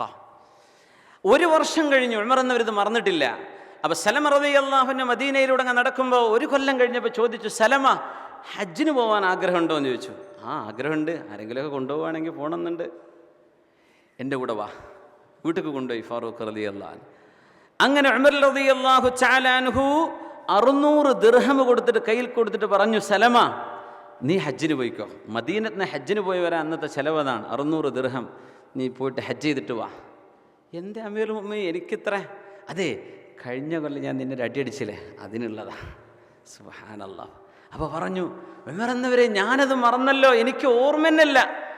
ഉമർ റളിയല്ലാഹു അൻഹു പറഞ്ഞു, അനമാ നസീതുഹാ സലമ, ഞാനത് മറന്നിട്ടില്ല. നിങ്ങൾ മറന്നല്ലേ, ഞാൻ മറന്നിട്ടില്ല. ഉമർ റളിയല്ലാഹു അൻഹു എത്ര ആൾ അടിക്കുന്നുണ്ടാവും ശരീഅത്തിന്റെ വിഷയത്തിൽ, അതൊക്കെ ഉമർ എന്നവർക്ക് ഓർമ്മയുണ്ടെന്ന്. 600 ദിർഹമാ കൊടുത്തത്, വേണ്ടില്ലായിരുന്നു എന്ന് തോന്നി ഫാറൂഖ് റളിയല്ലാഹു അൻഹു. പക്ഷെ ഒരു കാര്യത്തിനാ ചെയ്തത്. 600 ദിർഹം അതിന് പ്രായശ്ചിത്തം ചെയ്തു അമീറുൽ മുഅ്മിനീൻ ഉമർ ബിൻ ഖത്താബ് റളിയല്ലാഹു തആല. ഈ അടി നമ്മളിപ്പോൾ ജീവിതത്തിൽ ഇപ്പോൾ നമ്മൾ അടി കൊടുക്കുക അങ്ങനെയൊന്നും ഉണ്ടാവില്ല. ഇനിയിപ്പോൾ പാര വെച്ച് പുറത്താക്കിയത്, വിസക്ക് സബ്മിറ്റ് ചെയ്തപ്പോൾ ആ പേപ്പറിട്ട് കീറിക്കളഞ്ഞത്, സ്വന്തം കമ്പനിക്ക് വരണ്ടെന്ന് വിചാരിച്ച് ചെയ്ത പണികൾ, ഇങ്ങനെ ജോലി സംബന്ധമായ ലോകത്ത് നടക്കുന്ന ഒരുപാട് വികൃതികളുണ്ട്. ഫയൽ മിസ്സിങ് എന്നാണ് പറയുക, അത് ഏതെങ്കിലും പോയി പൂത്തിയതായിരിക്കും. സുബ്ഹാനല്ലാഹ്. ഇങ്ങനെ മനുഷ്യന്മാർക്ക് ദുൽമ ചെയ്യുക, ഒരു റിസ്ക് അള്ളാഹു തരുന്നത് വേണ്ടാന്ന് വിചാരിക്കുക, ദുൽമ ചെയ്യുക, കടം വാങ്ങിയിട്ട് മുങ്ങുക, മൊബൈൽ ഫോൺ നമ്പർ മാറ്റുക. ഓരോരുത്തർക്ക് എത്ര നമ്പർ എന്നാൽ 10 കൊല്ലത്തിനിടക്ക് 25 നമ്പർ എടുത്തോലൊക്കെ ഉണ്ട്. എന്താ സംഭവം ഞാൻ പറയണില്ല. ഈ ദുൽമൊക്കെ പൊരുത്തപ്പെടിക്കണ്ടേ? ഇതൊക്കെ നമ്മൾ കൊണ്ടുപോയിട്ട് ഖബറിൽ കൊണ്ടുപോയി വെച്ചാൽ എന്തായിരിക്കും പടച്ചോനെ? അതിൻ്റെയൊക്കെ പ്രായശ്ചിത്തം എങ്ങനെ കൊടുക്കും നമ്മൾ? ഇതിലൊക്കെ പ്രായശ്ചിത്തം ചെയ്യണ്ടേ? ദുൽമിന് പ്രായശ്ചിത്തം ചെയ്യണമെന്ന, അക്രമം ചെയ്തവരോട് പൊരുത്തപ്പെടിക്കണം. ഒന്നതാണ് പൊരുത്തപ്പെടിക്കാൻ. ഉമർ ഫാറൂഖ് റളിയല്ലാഹു അൻഹുവിൻ്റെ മുമ്പിലേക്ക്, മഹാനവറുടെ മുമ്പിലേക്ക് വരുന്നു. മദീനയുടെ അങ്ങറ്റത്ത് നിന്ന് ജബലത്ത് ഇബ്നു ഐഹം എന്ന് പറയുന്ന രാജാവ് ഗസാസിനക്കാരുടെ രാജാവാണ്. ഗസാസിന എന്ന് പറയുന്നത് റോമക്കാർ അധികാരം നൽകിയിരുന്ന ഒരു ഗോത്രവർഗമാണ്. അപ്പോൾ റോമക്കാർ പരാജയപ്പെട്ടപ്പോൾ മുസ്ലിം സൈന്യം മുന്നേറി വന്നപ്പോൾ ഗസാസിനക്കാർ വിചാരിച്ചു ഇനി മുസ്ലിം ആവുകയാണ് നല്ലത്. അങ്ങനെ അവരുടെ രാജാവ് ജബല ഇബ്ൻ ഐഹം, അദ്ദേഹം ഉമർ എന്നവർക്ക് കത്തെഴുതി, ഉമർ എന്നവരെ ഞാൻ മുസ്ലിം ആവാൻ പോവുകയാണ്. ഉമർ എന്നവർക്ക് വലിയ സന്തോഷമായി. മാഷാ അല്ലാഹ്, അൽഹംദുലില്ലാ, അൽഹംദുലില്ലാ. മുനിങ്ങളെ, എത്രയോ ചെറുപ്പക്കാരികളും മുസ്ലിമായ ആളുകൾ ഒന്ന് ധൈര്യത്തോടെ നോമ്പ് തുറക്കാനോ വീട്ടുകാരൊക്കെ അറിഞ്ഞു പോവില്ലേ, പ്രയാസമായി പോവില്ലേ എന്ന് വിചാരിച്ച് അത്താഴം പോലും കഴിക്കാതെ ഒരു പഴം ഭക്ഷിച്ചിട്ട് 24 മണിക്കൂർ വിശന്ന് നോമ്പെടുത്തൊരു ചെറുപ്പക്കാരൻ കാസർഗോഡ് ജില്ലയിലുണ്ടൊരു ചെറുപ്പക്കാരൻ. ദ്വാരക്കാൻ വേണ്ടി പറയാം. അദ്ദേഹത്തിൻ്റെ ആ അനുഭവം കേട്ടപ്പോൾ വിഷമായി. അപ്പം അദ്ദേഹം പറയാ, നമ്മുടെ റസൂലല്ലേ സ്വല്ലല്ലാഹു അലൈഹി വസല്ലം അന്ന് ഖന്തക്കിൽ 2 കല്ല് വെച്ച് കെട്ടിയില്ലേ വയറ്റത്ത്, നമുക്ക് അത്രയൊന്നുമില്ലല്ലോ. അള്ളാഹു നമുക്കൊക്കെ ഒരു പേടിയില്ലാതെ നോമ്പെടുക്കാൻ പറ്റുന്ന കാലത്ത്, പേടിയില്ലാതെ ഖുർആൻ ഓതാൻ പറ്റുന്ന ചെറുപ്പക്കാരൻ പറയും, എൻ്റെ വലിയൊരു സങ്കടം, എൻ്റെ ഒരു ഖുർആൻ്റെ പരിഭാഷ വീട്ടുകാരെടുത്ത് കത്തിച്ച് കളഞ്ഞു, അവർ നശിപ്പിച്ച് കളഞ്ഞു, വലിയ വിഷമാണ്, ഓതാൻ പറ്റണില്ല, ആകെ പറ്റുന്ന തഹജ്ജുദ് നിസ്കാരമാണ്. ചോദിച്ചു, എനിക്ക് ളുഹർ നിസ്കരിക്കാൻ പറ്റണില്ല, അസറും പറ്റണില്ല, മഗ്രിബ് ഇശാവും പറ്റൂല, എല്ലാവരും ഉറങ്ങിയാൽ മെല്ലെ ഒളു എടുത്തിട്ട് ഞാൻ തഹജ്ജുദ് ആ നേരത്തേക്ക് നിസ്കരിക്കാൻ പറ്റൂ, എനിക്ക് അള്ളാഹു പുറത്തു വരുമോ എന്ന് ചോദിക്കുന്ന 24 വയസ്സുള്ള ചെറുപ്പക്കാരൻ. എൻ്റെ മുഅ്മിനെ, നമ്മളൊക്കെ ഒരു പേടിയില്ലാതെ ഏത് പള്ളിയിൽ നമുക്ക് കയറിക്കൂടെ? നമുക്ക് പ്രയാസമില്ലാതെ നോമ്പെടുക്കാൻ പറ്റണില്ലേ? ഈ സൗഭാഗ്യം ചെറുതാണോ? ഇതൊക്കെ ഒന്ന് കൊതിക്കുന്ന ആളുകൾ, ഒന്ന് റാഹത്തിൽ നിന്ന് നോമ്പെടുത്തിട്ട് അൽഹംദുലില്ലാ എന്ന് പറയാൻ പറ്റാത്ത ആളുകൾ, യാ അല്ലാഹ്, അള്ളാഹു അവർക്കൊക്കെ അടിയുറച്ചു നിൽക്കാനുള്ള ഈമാൻ അള്ളാഹു എന്നും നിലനിർത്തി കൊടുക്കട്ടെ. പരീക്ഷണങ്ങളാണ്, അള്ളാഹു അവർക്കൊക്കെ വലിയ വിജയവും ഫറജും മഖ്റജും അള്ളാഹു നൽകി അനുഗ്രഹിക്കട്ടെ. ദുആ ചെയ്യാൻ ജബലത്ത് ഇബ്നു ഐഹം ഫാറൂഖ് റളിയല്ലാഹു അൻഹുവിനോട് ഞാൻ വരുന്നു മുസ്ലിമാവാൻ എന്ന് പറഞ്ഞപ്പോൾ ഉമർ എന്നവരെ മർഹബ, സന്തോഷത്തോടുകൂടെ സ്വീകരിക്കുകയാണ്. അദ്ദേഹം വന്നത് 500 കുതിരപ്പുറത്ത് യൂണിഫോം ഇട്ട് 500 ആളുകളാണ്. യൂണിഫോം ഇട്ടിട്ട് വളരെ എല്ലാവരും ഒരേ വസ്ത്രം ധരിച്ചിട്ട് നല്ല നെറ്റിപ്പട്ടം കെട്ടിയ കുതിരകളിൽ 500 കുതിരപ്പുറത്താണ് മദീനത്തേക്ക് വരുന്നത്. ജോർഡാനിൻ്റെ ആ ഭാഗത്ത് നിന്ന് മദീനത്തേക്ക് വരിക. എന്തു രസമായിരിക്കും അല്ലേ? 500 നെറ്റിപ്പട്ടം കെട്ടിയ കുതിരകൾ, അതിൻ്റെ പുറത്തൊക്കെ യൂണിഫോം ഇട്ട ചെറുപ്പക്കാർ രാജാവിനെ കൊണ്ടുവരികയാണ് മദീനത്തേക്ക്. അദ്ദേഹം വന്നു. ഫാറൂഖ് റളിയല്ലാഹു അൻഹുവിന്റെ മുമ്പിൽ വെച്ചിട്ട് കലിമ ചൊല്ലി, അഷ്ഹദു അല്ലാ ഇലാഹ ഇല്ലല്ലാഹ് വഅഷ്ഹദു അന്ന മുഹമ്മദുർ റസൂലുള്ളാഹ്. അങ്ങനെ കുറച്ച് ദിവസം ഇങ്ങനെ മദീനയിൽ താമസിച്ചു. അപ്പോഴാണ് അറിയുന്നത് ഹജ്ജിന്റെ സമയമാണ്, ഹജ്ജിന് പോവാണ്. ഉമർ എന്നവർ ചോദിച്ചു, ജബല, ഹജ്ജിന് പോകുന്നോ? ഞാനും വരികയാണ്, ഹജ്ജിന് വരുന്നുണ്ട്. എന്നാ പോവാ. ഹജ്ജിന് പോയി മക്കയിലേക്ക് എത്തിയിരിക്കുന്നു. അവർ തവാഫ് നടന്നുകൊണ്ടിരിക്കുകയാണ്. സുബ്ഹാനല്ലാഹ്. തവാഫ് നടന്നുകൊണ്ടിരിക്കുമ്പോൾ ഫസാരി ഗോത്രത്തിൽപ്പെട്ട ഒരു ചെറുപ്പക്കാരൻ, ഏതോ ഒരു നാട്ടുംപുറത്തുകാരൻ, ജബലയുടെ തുണിയിൽ ചവിട്ടി. നല്ല വിലപിടിപ്പുള്ള തുണി എടുത്തിട്ട് അദ്ദേഹം വന്നത്. അപ്പം തുണിച്ചിരങ്ങ് അഴിഞ്ഞു ചെറുതായിട്ട്. ജബല ഒരടി വെച്ചു കൊടുത്തു, ഫസാരിയുടെ കണ്ണിനടിച്ചു. അദ്ദേഹം ഓടിച്ചെന്നു അമീറുൽ മുഅ്മിനീൻ ഉമർ ഇബ്നുൽ ഖത്താബ് റളിയല്ലാഹു അൻഹുവിന്റെ മുമ്പിലേക്ക്. അമീറുൽ മുഅ്മിനീനെ, എൻ്റെ കണ്ണ് കണ്ടോ? എന്തുപറ്റി? ജബലത്ത് ഇബ്നു ഐഹം, രാജാവ് അടിച്ചതാണ് എൻ്റെ കണ്ണിന്. എന്തേ? ഞാൻ അറിയാതെ അയാളുടെ തുണിയിൽ ചവിട്ടിപ്പോയി. ഉമർ എന്നവർ വിളിച്ചു, ജബല ഇങ്ങോട്ട് വാന്ന് പറഞ്ഞു. വന്നു. എന്തേ സംഭവിച്ചത്? ലൗലാ ഹുർമത്തു ബൈത്തില്ല, അള്ളാഹുവിൻ്റെ ഹറമിൻ്റെ കഅബത്തിന്റെ മുമ്പിലായി പോയി, ഇല്ലെങ്കിൽ ഞാൻ അവൻ്റെ തല വെട്ടുമായിരുന്നു. ഓ, അത്രക്കോ ജബല? അപ്പൊ നിങ്ങൾ അടിച്ചു എന്നത് അഖറർത, നിങ്ങൾ സമ്മതിച്ചല്ലോ, നിങ്ങൾ ഇദ്ദേഹത്തെ ഉപദ്രവിച്ചു. ഒന്നുകിൽ അയാളെ പൊരുത്തപ്പെടിക്കണം, അല്ലെങ്കിൽ പ്രതികാരം ചെയ്യണം. ഇതാണ് ഉമർ റളിയല്ലാഹു അൻഹു പറഞ്ഞ ഓപ്ഷൻ. രണ്ട് ഓപ്ഷനാണ്. ഒന്നുകിൽ പൊരുത്തപ്പെടിക്കണം, അല്ലെങ്കിൽ പ്രതികാരം ചെയ്യണം. പൊരുത്തപ്പെടിക്കണം എന്ന് പറഞ്ഞാൽ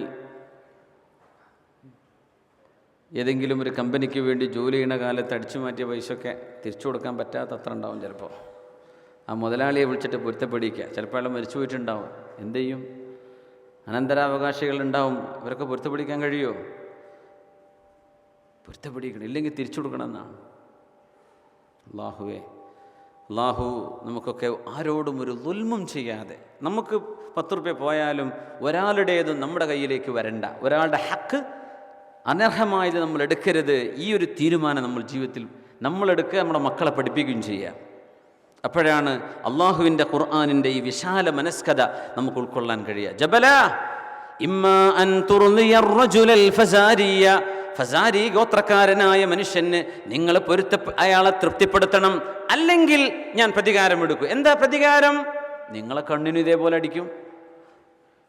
ഞാൻ ഇയാളൊരു അങ്ങാടിക്കാരൻ, നാടൻ സാധാരണക്കാരൻ, ഞാൻ രാജാവല്ലേ, എന്നെ ഇവൻ അടിക്കേ? കൽബിനുള്ളിൽ ഇച്ചിരി അഹങ്കാരം വന്നു. അപ്പോഴാണ് ഉമർ എന്നവർ പറഞ്ഞു, ലഖദ് സവ്വൽ ഇസ്ലാമു ബൈനകുമാ, നിങ്ങൾ രണ്ടുപേരുടെയും ഇടയിൽ ഇസ്ലാം നിങ്ങളെ ഒന്നാക്കിയിരിക്കുകയാണ്. ഇനിയിപ്പോൾ രാജാവ് എന്ന് പറഞ്ഞുകൂടാ, നിങ്ങൾ രണ്ടും അള്ളാഹുവിൻ്റെ മുമ്പിൽ ഒരുത്തരാണ്. എന്നാൽ പിന്നെ എനിക്കൊരു രാത്രി സമയം വേണം. ആയിക്കോട്ടെ, ഇന്ന് രാത്രി ഞാനൊരു തീരുമാനമെടുത്ത് അറിയിക്കാം. പൊരുത്തപ്പെടിക്കുകയാണോ പ്രതികാരത്തിൽ നിന്ന് കൊടുക്കുകയാണോ? ഉമർ എന്നവർ പറഞ്ഞു, നീ ചിന്തിച്ചോളൂ.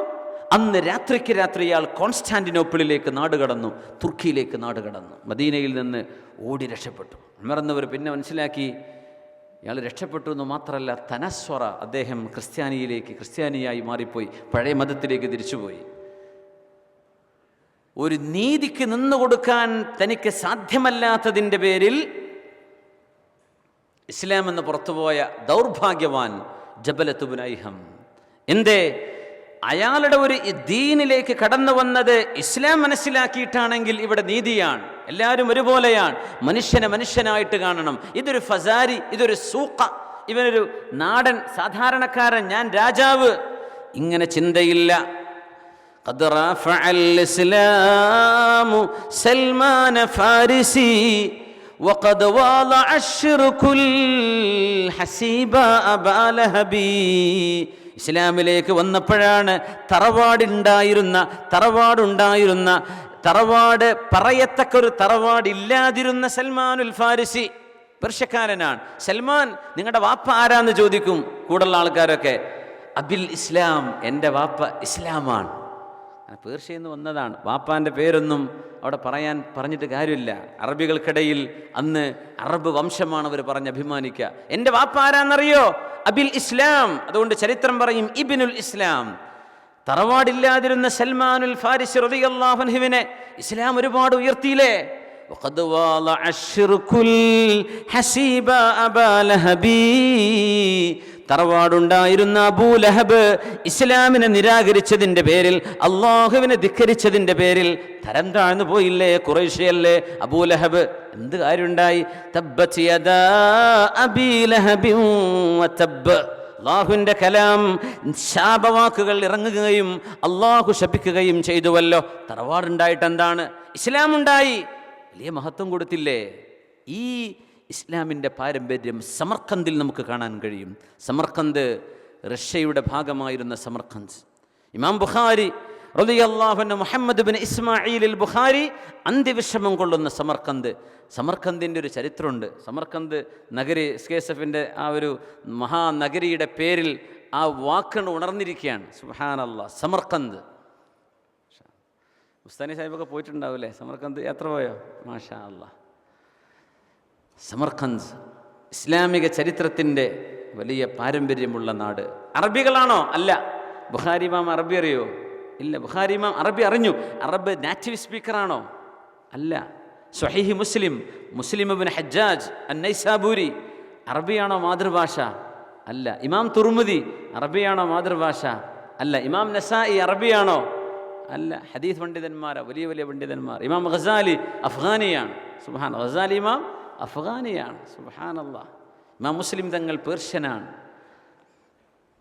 ഇമാം ബുഖാരി തങ്ങൾ റഷ്യക്കാരനാണ്. അപ്പോൾ നമ്മൾ എനിക്കിപ്പോൾ അറബി അറിയില്ല എന്നുള്ള വലിയ അഭിമാനമായിട്ടൊന്നും പറയണ്ട. ഇവരൊക്കെ വലിയ വലിയ ആലിമീങ്ങൾ, മഹാപണ്ഡിതന്മാരായി പഠിച്ചെടുത്തു, അധ്വാനിച്ചു പഠിച്ചു. അങ്ങനെയാണ്. അൽഹംദുലില്ലാഹ്. അള്ളാഹു നമുക്ക് ഇൽമിൽ ബറക്കത്ത് തരട്ടെ. ഈ മഹാ ആലിമീങ്ങൾ ചെയ്തു വെച്ച സേവനമാണ് നമ്മൾ ഇന്ന് അനുഭവിക്കുന്നത്. ആ നാട് ഇസ്ലാമിലേക്ക് കടന്നു വരുന്നൊരു ചരിത്രമുണ്ട്. സമർഖന്ദിലേക്ക് മുസ്ലിം സൈന്യം കടന്നു പോകുന്നു. അവരുടെ നേതാവ് മഹാനായ ഖുതൈബത്ത് ബിൻ മുസ്ലിം റളിയല്ലാഹു അൻഹുവാണ്. ഖുതൈബത്ത് ബിൻ മുസ്ലിം എന്നവരെ, അവരുടെ നേതൃത്വത്തിലാണ് സൈന്യം സമർഖന്ദിലേക്ക് പോകുന്നത്. നോക്കുമ്പോൾ സമർഖന്ത് ബലിഷ്ഠമായ കോട്ടകളായിരുന്നു. അന്ന് രാജ്യങ്ങൾ പ്രൊട്ടക്റ്റ് ചെയ്യുന്നത് കോട്ടകളെ കൊണ്ടാണ്. ഹിസ്നുൻ ഹസീൻ, ഒരിക്കലും അകത്ത് കയറാൻ പറ്റുന്നില്ല. ആഴ്ചകളോളം മുസ്ലിം സൈന്യം തമ്പടിച്ചു. എന്തു ചെയ്യും? എങ്ങനെയാ അകത്ത് കയറുക? അപ്പോൾ ഒരാൾ പറഞ്ഞു, നമുക്ക് കച്ചവടക്കാരായിട്ട് അങ്ങനെ അകത്ത് കയറാം. ഈ കടൽ വിൽക്കാൻ പോകുന്നവരൊക്കെ ഉണ്ടല്ലോ, വേദിൻ്റെ അടിയിലും സമ്മേളനത്തിനൊക്കെ, അവർക്ക് എവിടെയും കയറി ചെല്ലാമല്ലോ. ചിലപ്പോൾ സ്റ്റേജ് മേലും വന്ന് വിൽക്കണമല്ലൊക്കെ ഉണ്ട്. ഒരു ധൈര്യം, കച്ചവടക്കാരനല്ലേ, ആരും ബുദ്ധിമുട്ടാക്കൂലല്ലോ. അങ്ങനെ അപ്പോൾ മുസ്ലിമീങ്ങൾ ഒരാളങ്ങോട്ട് കയറി, സാധാരണ വിൽക്കണ ഒരാളായിട്ട്. അടുത്ത ആളും കയറി. അപ്പോൾ ഇവർ ശ്രദ്ധിച്ചില്ല. 2 ദിവസം കഴിഞ്ഞപ്പോൾ വേറൊരുത്തരും കയറി. ഈ പോയാലൊന്നും പുറത്തു വരുന്നില്ല. അങ്ങനെ കുറച്ച് ആളുകളുടെ അകത്തെത്തിയപ്പോൾ ഇവർ കോട്ടയുടെ വാതിലൊക്കെ തുറന്നെടുത്തു. മുസ്ലിം സൈന്യം പുറത്ത് നിൽക്കുകയാണ്. ഇരച്ച് കയറി അകത്തേക്ക്. എല്ലാവരും കയറിയിട്ട് അവിടെ യുദ്ധമാണ്. എല്ലാ ക്രിസ്ത്യാനികളാണ് നാട് ഭരിക്കുന്നത്. എല്ലാവരും കീഴടങ്ങി കൊടുത്തു. ഞങ്ങൾ യുദ്ധത്തിനില്ല, ഞങ്ങൾ കീഴടങ്ങി. രാവിലെ ഉച്ച മുതൽ മഗ്രിബായപ്പോഴേക്കും സമർഖന്ത് ഇസ്ലാമിൻ്റെ ഭരണത്തിലേക്ക് വന്നു. അപ്പോൾ ക്രിസ്ത്യാനികളൊക്കെ അവരുടെ പള്ളിയിൽ ചെന്നിട്ട് അഭയം തേടി. പള്ളിയിൽ അച്ഛനോട് പറഞ്ഞു, അല്ല അച്ഛാ, നമുക്കിപ്പോൾ എന്തേ ഇപ്പോൾ സംഭവിച്ചത്? ഒരു ദിവസത്തിൻ്റെ പകുതി കൊണ്ട് നമ്മുടെ നാട് നമുക്ക് നഷ്ടമായില്ലേ? എന്തൊരു പരാജയമാണിത്. അദ്ദേഹം പറഞ്ഞു, പേടിക്കണ്ട, ഇതിനൊരു പരിഹാരം, നീതി ഞാൻ നിങ്ങൾക്ക് വാങ്ങിച്ചു തരും. എവിടുന്ന്? മുസ്ലിമീങ്ങളുടെ ഖലീഫയുണ്ട്, അമീറുൽ മുഅ്മിനീൻ ഉമർ ഇബ്നു അബ്ദുൽ അസീസ് റളിയല്ലാഹു അൻഹു. ഡമസ്കസിലാണ് ആസ്ഥാനം. അവിടെ അദ്ദേഹം ഒരു നീതിമാനാണ്. അദ്ദേഹത്തിന് നീതിയല്ലാതെ മറ്റൊന്നും അറിയൂല. നമുക്കവിടെ ചെന്ന് പെറ്റീഷൻ കൊടുക്കാം, നമുക്കൊരു പരാതി കൊടുക്കാം. നടക്കുമോ? നടക്കും. ആര് പോകും? ഞാൻ പോകാം. ഒരാൾ എഴുന്നേറ്റു. എവിടേക്കാണ് പോകുന്നത്? സമർഖന്ദിൽ നിന്ന് ഡമസ്കസിലേക്ക് യാത്ര വരണം.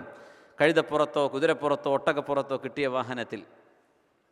മഹാനാ സയ്യിദ് ഹാമിദ് കോയമത്തങ്ങൾ അവറുകൾ പോവുകയാണ്. തങ്ങൾക്ക് അൽഹംദുലില്ലാഹ് കൈപിടിക്കണം. ഞങ്ങൾ വല്ലാതെ ശാരീരിക ക്ഷീണത്തിലാണ്. അള്ളാഹു ആയുസ്സും ആരോഗ്യവും ആഫിയത്തും അള്ളാഹു വർദ്ധിപ്പിച്ചു കൊടുക്കട്ടെ. ആമീൻ. തങ്ങളോട് പറയായിരുന്നു, തങ്ങളുടെ ജീവിതത്തിൽ ഒരുപാട് അനുഭവങ്ങളും കഥകളുണ്ട്. ഓരോന്ന് തങ്ങൾ പറയുന്ന ഓരോ സംഭവ ചരിത്രങ്ങൾ പറയുന്നു. തങ്ങളത് ചൊല്ലിക്കൊടുത്താൽ എഴുതിയിട്ടെങ്കിലും അതൊരു രേഖയായി, ഒരു ബുക്കായിട്ടായാൽ നമ്മുടെ വരും തലമുറക്ക് വലിയ ഉപകാരമായിരിക്കും. തങ്ങൾക്ക് മാത്രം അറിയുന്ന ഒരുപാട് അനുഭവങ്ങൾ, വലിയ പണ്ഡിതന്മാരുടെ സയ്യിദന്മാരുടെ ചരിത്രങ്ങൾ. എനിക്ക് ഒരുപാട് 10-15 കഥ പറഞ്ഞു ഈ ഇരുത്തത്തിൽ തന്നെ. എത്രയോ അനുഭവങ്ങൾ. ഇൻഷാ അല്ലാഹ് നമ്മുടെ സുന്നി സെൻ്ററിൻ്റെ പ്രവർത്തകരൊക്കെ ഒന്ന് മുൻകൈ എടുത്തിട്ട് തങ്ങളിൽ നിന്ന് വാമൊഴിയായി തങ്ങളിൽ നിന്ന് പറഞ്ഞിരുന്ന് എഴുതിയിട്ടെങ്കിലും ഒരു പുസ്തകമായിട്ട് രൂപീകരിക്കാതെ നമുക്ക് പ്രസിദ്ധീകരിക്കാൻ പറ്റിയാൽ വലിയൊരു ഉപകാരമായിരിക്കും ഇൻഷാ അള്ളാഹു തൗഫീക്ക് നൽകട്ടെ എന്ന് ഈ പരിശുദ്ധ രാത്രിയിൽ നമുക്ക് ആഗ്രഹിക്കാമല്ലോ. അള്ളാഹു സാധിപ്പിച്ചു തരട്ടെ എന്ന് ദുആ ചെയ്യുകയാണ്. അൽഹംദുലില്ലാ. ബഹുമാന്യരായ മുഅ്മിനീങ്ങളെ, സമർഖന്ദിൽ നിന്ന് ആള് നടന്നു വരുന്നു ദിമഷ്കിലേക്ക് നടന്നു വന്ന് ഡമസ്കസിലെത്തിയപ്പോൾ അവിടെ ഒരു വലിയ വീട് കണ്ടു. അപ്പം അദ്ദേഹം ചോദിച്ചു, ഒരു കടലാസുമായിട്ടാണ് വരുന്നത്, ഇതാണോ ഇവിടുത്തെ ഭരണാധികാരിയുടെ കൊട്ടാരം? കാരണം ഒരുപാട് ആളുകൾ അകത്ത് കയറുന്നു, ആവശ്യം കഴിഞ്ഞ് തിരിച്ചു വരുന്നു, വേറൊരു സംഘം കയറുന്നു, ഇറങ്ങി വരുന്നു. അപ്പോൾ വിചാരിച്ചു ഇതാണ് കൊട്ടാരമെന്ന്. പറഞ്ഞു, അല്ല സഹോദര, ഇത് മസ്ജിദാണ്. അതെന്താ സംഭവം? ഇത് മുസ്ലിമീങ്ങളായ ആൾ. നീ മുസ്ലിമല്ലേ? അല്ല, ഞാൻ ക്രിസ്ത്യാനിയാണ്. മസ്ജിദ് കണ്ടിട്ടില്ലേ? ഞാൻ കണ്ടിട്ടില്ല. എനിക്കൊന്ന് കാണാൻ പറ്റുമെന്ന് ചോദിച്ചു. എന്നാ അപ്പോൾ കാണിച്ചു കൊടുത്തു. എന്തെങ്കിലും മസ്ലഹത്ത് അവർ കണ്ടിട്ടുണ്ടാവും, കാണിച്ചു കൊടുത്തു. അദ്ദേഹത്തിന് വലിയ ഇഷ്ടമായി. എനിക്ക് മുസ്ലിം ആവാൻ പറ്റുമെന്ന് ചോദിച്ചു. ആ, മുസ്ലിം ആവാം. എന്ത് ചെയ്യണം? നീ ഷഹാദത്ത് കലിമ ചൊല്ല് പറഞ്ഞു കൊടുത്തു. അദ്ദേഹം അവിടെ മുസ്ലിമായി. ഞാൻ വന്നത് നിങ്ങളുടെ അമീറിനെ കാണാനാണ്. എവിടെ നിങ്ങളുടെ ഖലീഫ അമീറുൽ മുഅ്മിനീൻ ഉമർ ഇബ്നു അബ്ദുൽ അസീസ് എവിടെ?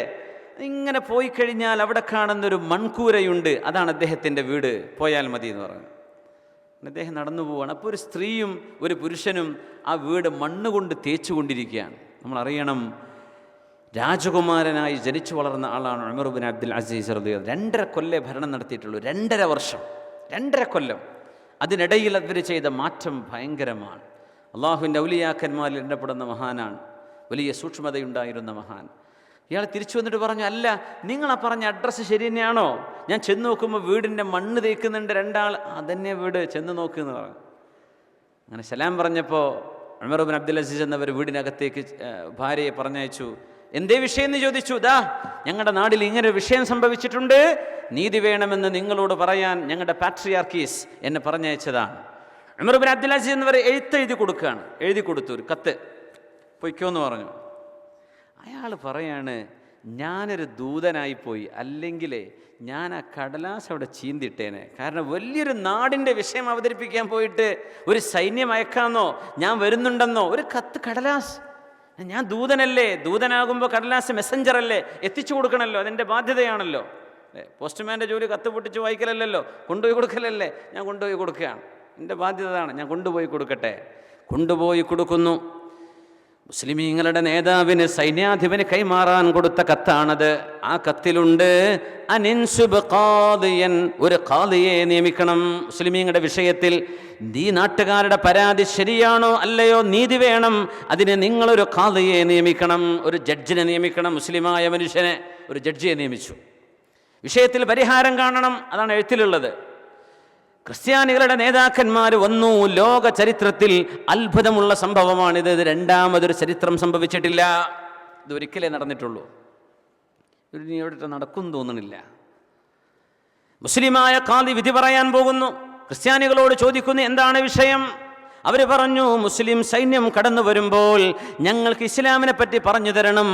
അതിന് സാധ്യമല്ലെങ്കിൽ ടാക്സ് തരാൻ കഴിയുമോ, ജിസിയ നൽകാൻ കഴിയുമോ എന്ന് പറയണം.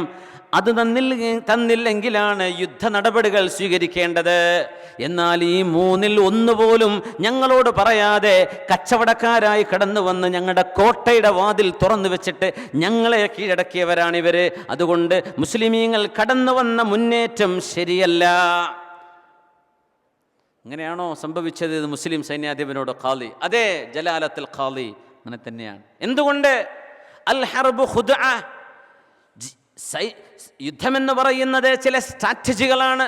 യുദ്ധമെന്ന് പറയുന്നത് തന്ത്രമല്ലേ? ഞങ്ങൾ ആഴ്ചകളോളം ഞങ്ങൾ പുറത്ത് വെയിറ്റ് ചെയ്തതിൻ്റെ ശേഷമാണ് തന്ത്രപരമായി ഞങ്ങൾ സമർക്കന്ദിലേക്ക് കയറിയത്. അങ്ങനെ അവർക്ക് ഇസ്ലാമിൻ്റെ വെളിച്ചം കൊടുക്കാൻ ഞങ്ങളെ കൊണ്ട് കഴിയുന്നു, സന്മാർഗത്തിലേക്ക് അവരെ കൊണ്ടുവരാൻ ഞങ്ങളെ കൊണ്ട് കഴിയുന്നു. ആ ചെയ്തത് തെറ്റാണെന്നാണോ ഖാദി പറയുന്നത്? അതെ, തെറ്റാണ്. നിങ്ങൾ എന്തുകൊണ്ട് അവർക്ക് ഇസ്ലാമിനെ പറ്റി പറഞ്ഞു കൊടുത്തില്ല? എന്തുകൊണ്ട് ജിസിയെ സംബന്ധിച്ചുള്ള ചർച്ച നടന്നില്ല? അതുകൊണ്ട് ഞാൻ വിധിക്കുന്നു, ഹക്കംതു, ഞാൻ വിധിക്കുകയാണ്. ഖാദി വിധി പറയുന്നു. എന്താ വിധി എന്നറിയോ? അൻ യഖ്റുജൽ മുസ്ലിമൂൻ, മുസ്ലിമീങ്ങൾ ഓരോരുത്തരായിട്ട് സമർക്കന്ദിൽ നിന്ന് പടിയിറങ്ങിപ്പോവണം. എല്ലാവരും പടിയിറങ്ങി. കൂട്ടത്തിൽ ഞാൻ ഖാദിയും. ഖാദി മുസ്ലിമാണ്. ഞാനടക്കം ഈ രാജ്യം പിടിച്ചടക്കിയ മുഴുവൻ ആളുകളും ഇറങ്ങിപ്പോണം. ഇത് ക്രിസ്ത്യാനികൾക്ക് തിരിച്ചു കൊടുക്കണം. എല്ലാവരും ഇറങ്ങിപ്പോന്നു. അങ്ങനെ ഉണ്ടാവുമോ? തട്ടിപ്പിൽ ജയിച്ചു കഴിഞ്ഞാൽ പിന്നെ രണ്ടാമത് തെരഞ്ഞെടുപ്പ് വേറെ നടത്താറുണ്ടോ? ഇനി ഏതായാലും പോട്ടെ എന്നല്ലേ പറയാ? അങ്ങനെയല്ല. മുസ്ലിമീങ്ങൾ എന്ത് ചെയ്യണം? ഇറങ്ങിക്കൊടുക്കണം, സമർക്കന്ത് ഒഴിവാക്കി കൊടുക്കണം. എല്ലാവരും ഇറങ്ങി, സൈന്യം മൊത്തം ഇറങ്ങി. അവർ ഇറങ്ങി എന്നത് വലിയ അത്ഭുതമല്ലേ? ദുരഭിമാനം തോന്നൂലേ? അഖദത്തുഹുൽ ഇസ്സത്തു ബിൽ ഇസ്ം, വേണോ എന്ന് തോന്നൂലേ? മുസ്ലിം ഖാദിയുടെ വിധിയാണത്. മുസ്ലിം ഖാദി എല്ലാവരും ഇറങ്ങിപ്പോവാൻ. അപ്പോഴാ ക്രിസ്ത്യാനികൾ പറഞ്ഞത്, ഇങ്ങനൊരു മനോഹരമാണോ ഇസ്ലാം, ഞങ്ങളൊക്കെ മുസ്ലിം ആവുകയാണ്, നിങ്ങൾ തിരിച്ചു വന്നോളൂ എന്ന് പറഞ്ഞു. അങ്ങനെ രണ്ടാമത് മുസ്ലിം ഞങ്ങൾ തിരിച്ചു വന്നു. അവർ പറഞ്ഞു, നിങ്ങൾ സൈന്യമല്ല, നിങ്ങൾ ഞങ്ങളുടെ സഹോദരങ്ങളാണ്. ഇഖ്വാന, നിങ്ങൾ ഞങ്ങളുടെ ഇഖ്വതൻ വ അഖവാതിൻ, ഞങ്ങളുടെ സഹോദര സഹോദരിമാരാണ്. അതുകൊണ്ട് കടന്നു വന്നോളൂ, നാട് നിങ്ങളുടേതാണ്. അങ്ങനെ കിട്ടിയ രാജ്യമാണ് സമർഖന്ദ്. ഇങ്ങനെയൊക്കെ ലോക ചരിത്രത്തിൽ എവിടെയെങ്കിലും ഉണ്ടാവോ?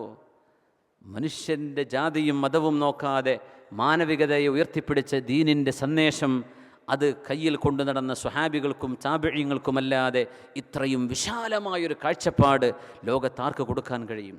ഖുർആൻ അതുകൊണ്ടാണ് പറയുന്നത്, ബിസ്മില്ലാഹിർ റഹ്മാനിർ റഹീം,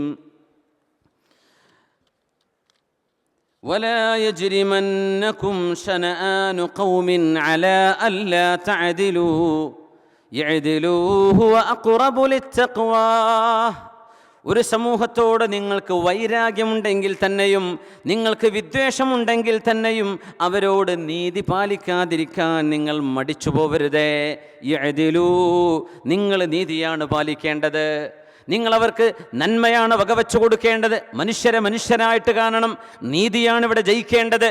നീതി ജയിക്കാത്തൊരു കാലഘട്ടമാണെങ്കിൽ എന്തിനീ ജീവിതം, എന്തിനീ ലോകം? നീതിയാണ് പുലരേണ്ടത്. അമീറുൽ മുഅ്മിനീൻ ഉമർ ഇബ്നുൽ ഖത്താബ് റളിയല്ലാഹു അൻഹുവിൻ്റെ മുമ്പിലാണ് അലി റളിയല്ലാഹു അൻഹുവും ഒരു ജൂതനും വിധി കേൾക്കാൻ വേണ്ടി വരുന്നത്.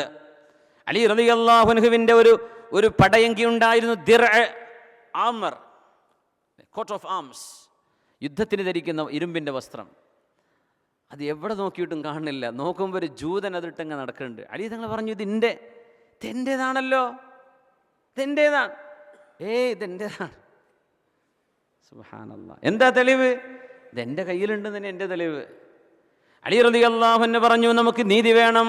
അമീറുൽ മുഅ്മിനീൻ ഉമർ ഇബ്നുൽ ഖത്താബ് റളിയല്ലാഹു അൻഹുവിൻ്റെ സന്നിധാനത്തേക്ക് വിഷയം ഏൽപ്പിക്കപ്പെടുന്നു.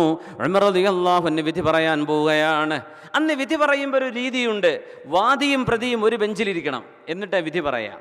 വാദിയും പ്രതിയും ഒരു ബെഞ്ചിലിരിക്കണം. ചിലപ്പോൾ അപ്പം തന്നെ തീരും കുറേ പ്രശ്നങ്ങളൊക്കെ, അല്ലേ? എത്രയോ കുടുംബ പ്രശ്നങ്ങൾ, രണ്ടുപേരും കാണാതെ അപ്പുറത്തുനിന്ന് ഫോൺ വിളി, ഇവിടെ നിന്ന് ഇപ്പുറത്തുനിന്ന് ഫോൺ വിളി, അവിടെ നിന്ന് ചർച്ച, ഇവിടെ രണ്ടുപേരും ഒരുമിച്ചിരുന്നിട്ട് ചർച്ച ചെയ്താൽ തീരാവുന്ന വിഷയം ഉണ്ടാവുള്ളൂ ചിലപ്പോൾ. അങ്ങനെയല്ലേ? പല വിഷയങ്ങളും അങ്ങനെയല്ലേ? നമ്മൾ തുറന്നു പറയൂല, നമ്മളങ്ങനെ ചർച്ച ചെയ്യും, അല്ലേ? ആ ആളോട് ചോദിക്കുമ്പോഴേ വിഷയം മനസ്സിലാവുള്ളൂ, അല്ലേ? ഏതൊരു വേദന ഉറങ്ങിയ അയാൾ പറഞ്ഞ് എന്താ സംഭവിച്ചിട്ടുള്ളൂ, അപ്പോൾ ബാക്കി പറഞ്ഞൊക്കെ ബാത്തിലായി. എന്തിനെ? സുബ്ഹാനല്ലാഹ്. ആ മനുഷ്യനോട് ചോദിച്ചാൽ പോരായിരുന്നോ? എന്തൊക്കെ കോലാഹലങ്ങൾ! സുബ്ഹാനല്ലാഹ്. എത്ര ആളെ അമല് പോയിട്ടുണ്ടാവും റബ്ബേ, ഞാനത് ആലോചിച്ച് നോക്കുന്നത്. എത്ര ആളുടെ അമല് പോയിട്ടുണ്ടാവും. വെറുതെ തെറ്റിദ്ധരിച്ച് മനുഷ്യന്മാരെ കിട്ടിയ കുരങ്ങനെ ഏടിച്ചു കൊടുത്ത പോലെ ഓരോരുത്തരങ്ങൾ പറയാൻ തുടങ്ങിയിട്ട്. സുബ്ഹാനല്ലാഹ്. അതൊക്കെ വേണ്ടിയിരുന്നോ? പൊരുത്തപ്പെടിച്ചോളി. ജീവിച്ചിരിക്കുന്ന ആൾക്കാരാണ്, അവർ രണ്ടാളോട് പോയി പൊരുത്തപ്പെടിച്ചോളൂ. സുബ്ഹാനല്ലാഹ്. അള്ളാഹു നമുക്ക് സൽബുദ്ധി തരട്ടെ. ആമീൻ യാ റബ്ബൽ ആലമീൻ. എന്തൊക്കെയാണ് റഹ്മാനായ റബ്ബേ, ഞാൻ പറയണില്ല ഇതിനെപ്പറ്റി. ഉമ്മയെ തല്ലിയാൽ 2 വർഷം എന്നല്ലേ? ഉമ്മാനടിച്ചാൽ എന്താ പറയാ? പാവട്ടോ, സ്വന്തം ഉമ്മാനല്ലോ അടിച്ചത്. എത്രയാണെങ്കിലും അവൻ്റെ ഉമ്മയല്ലേ.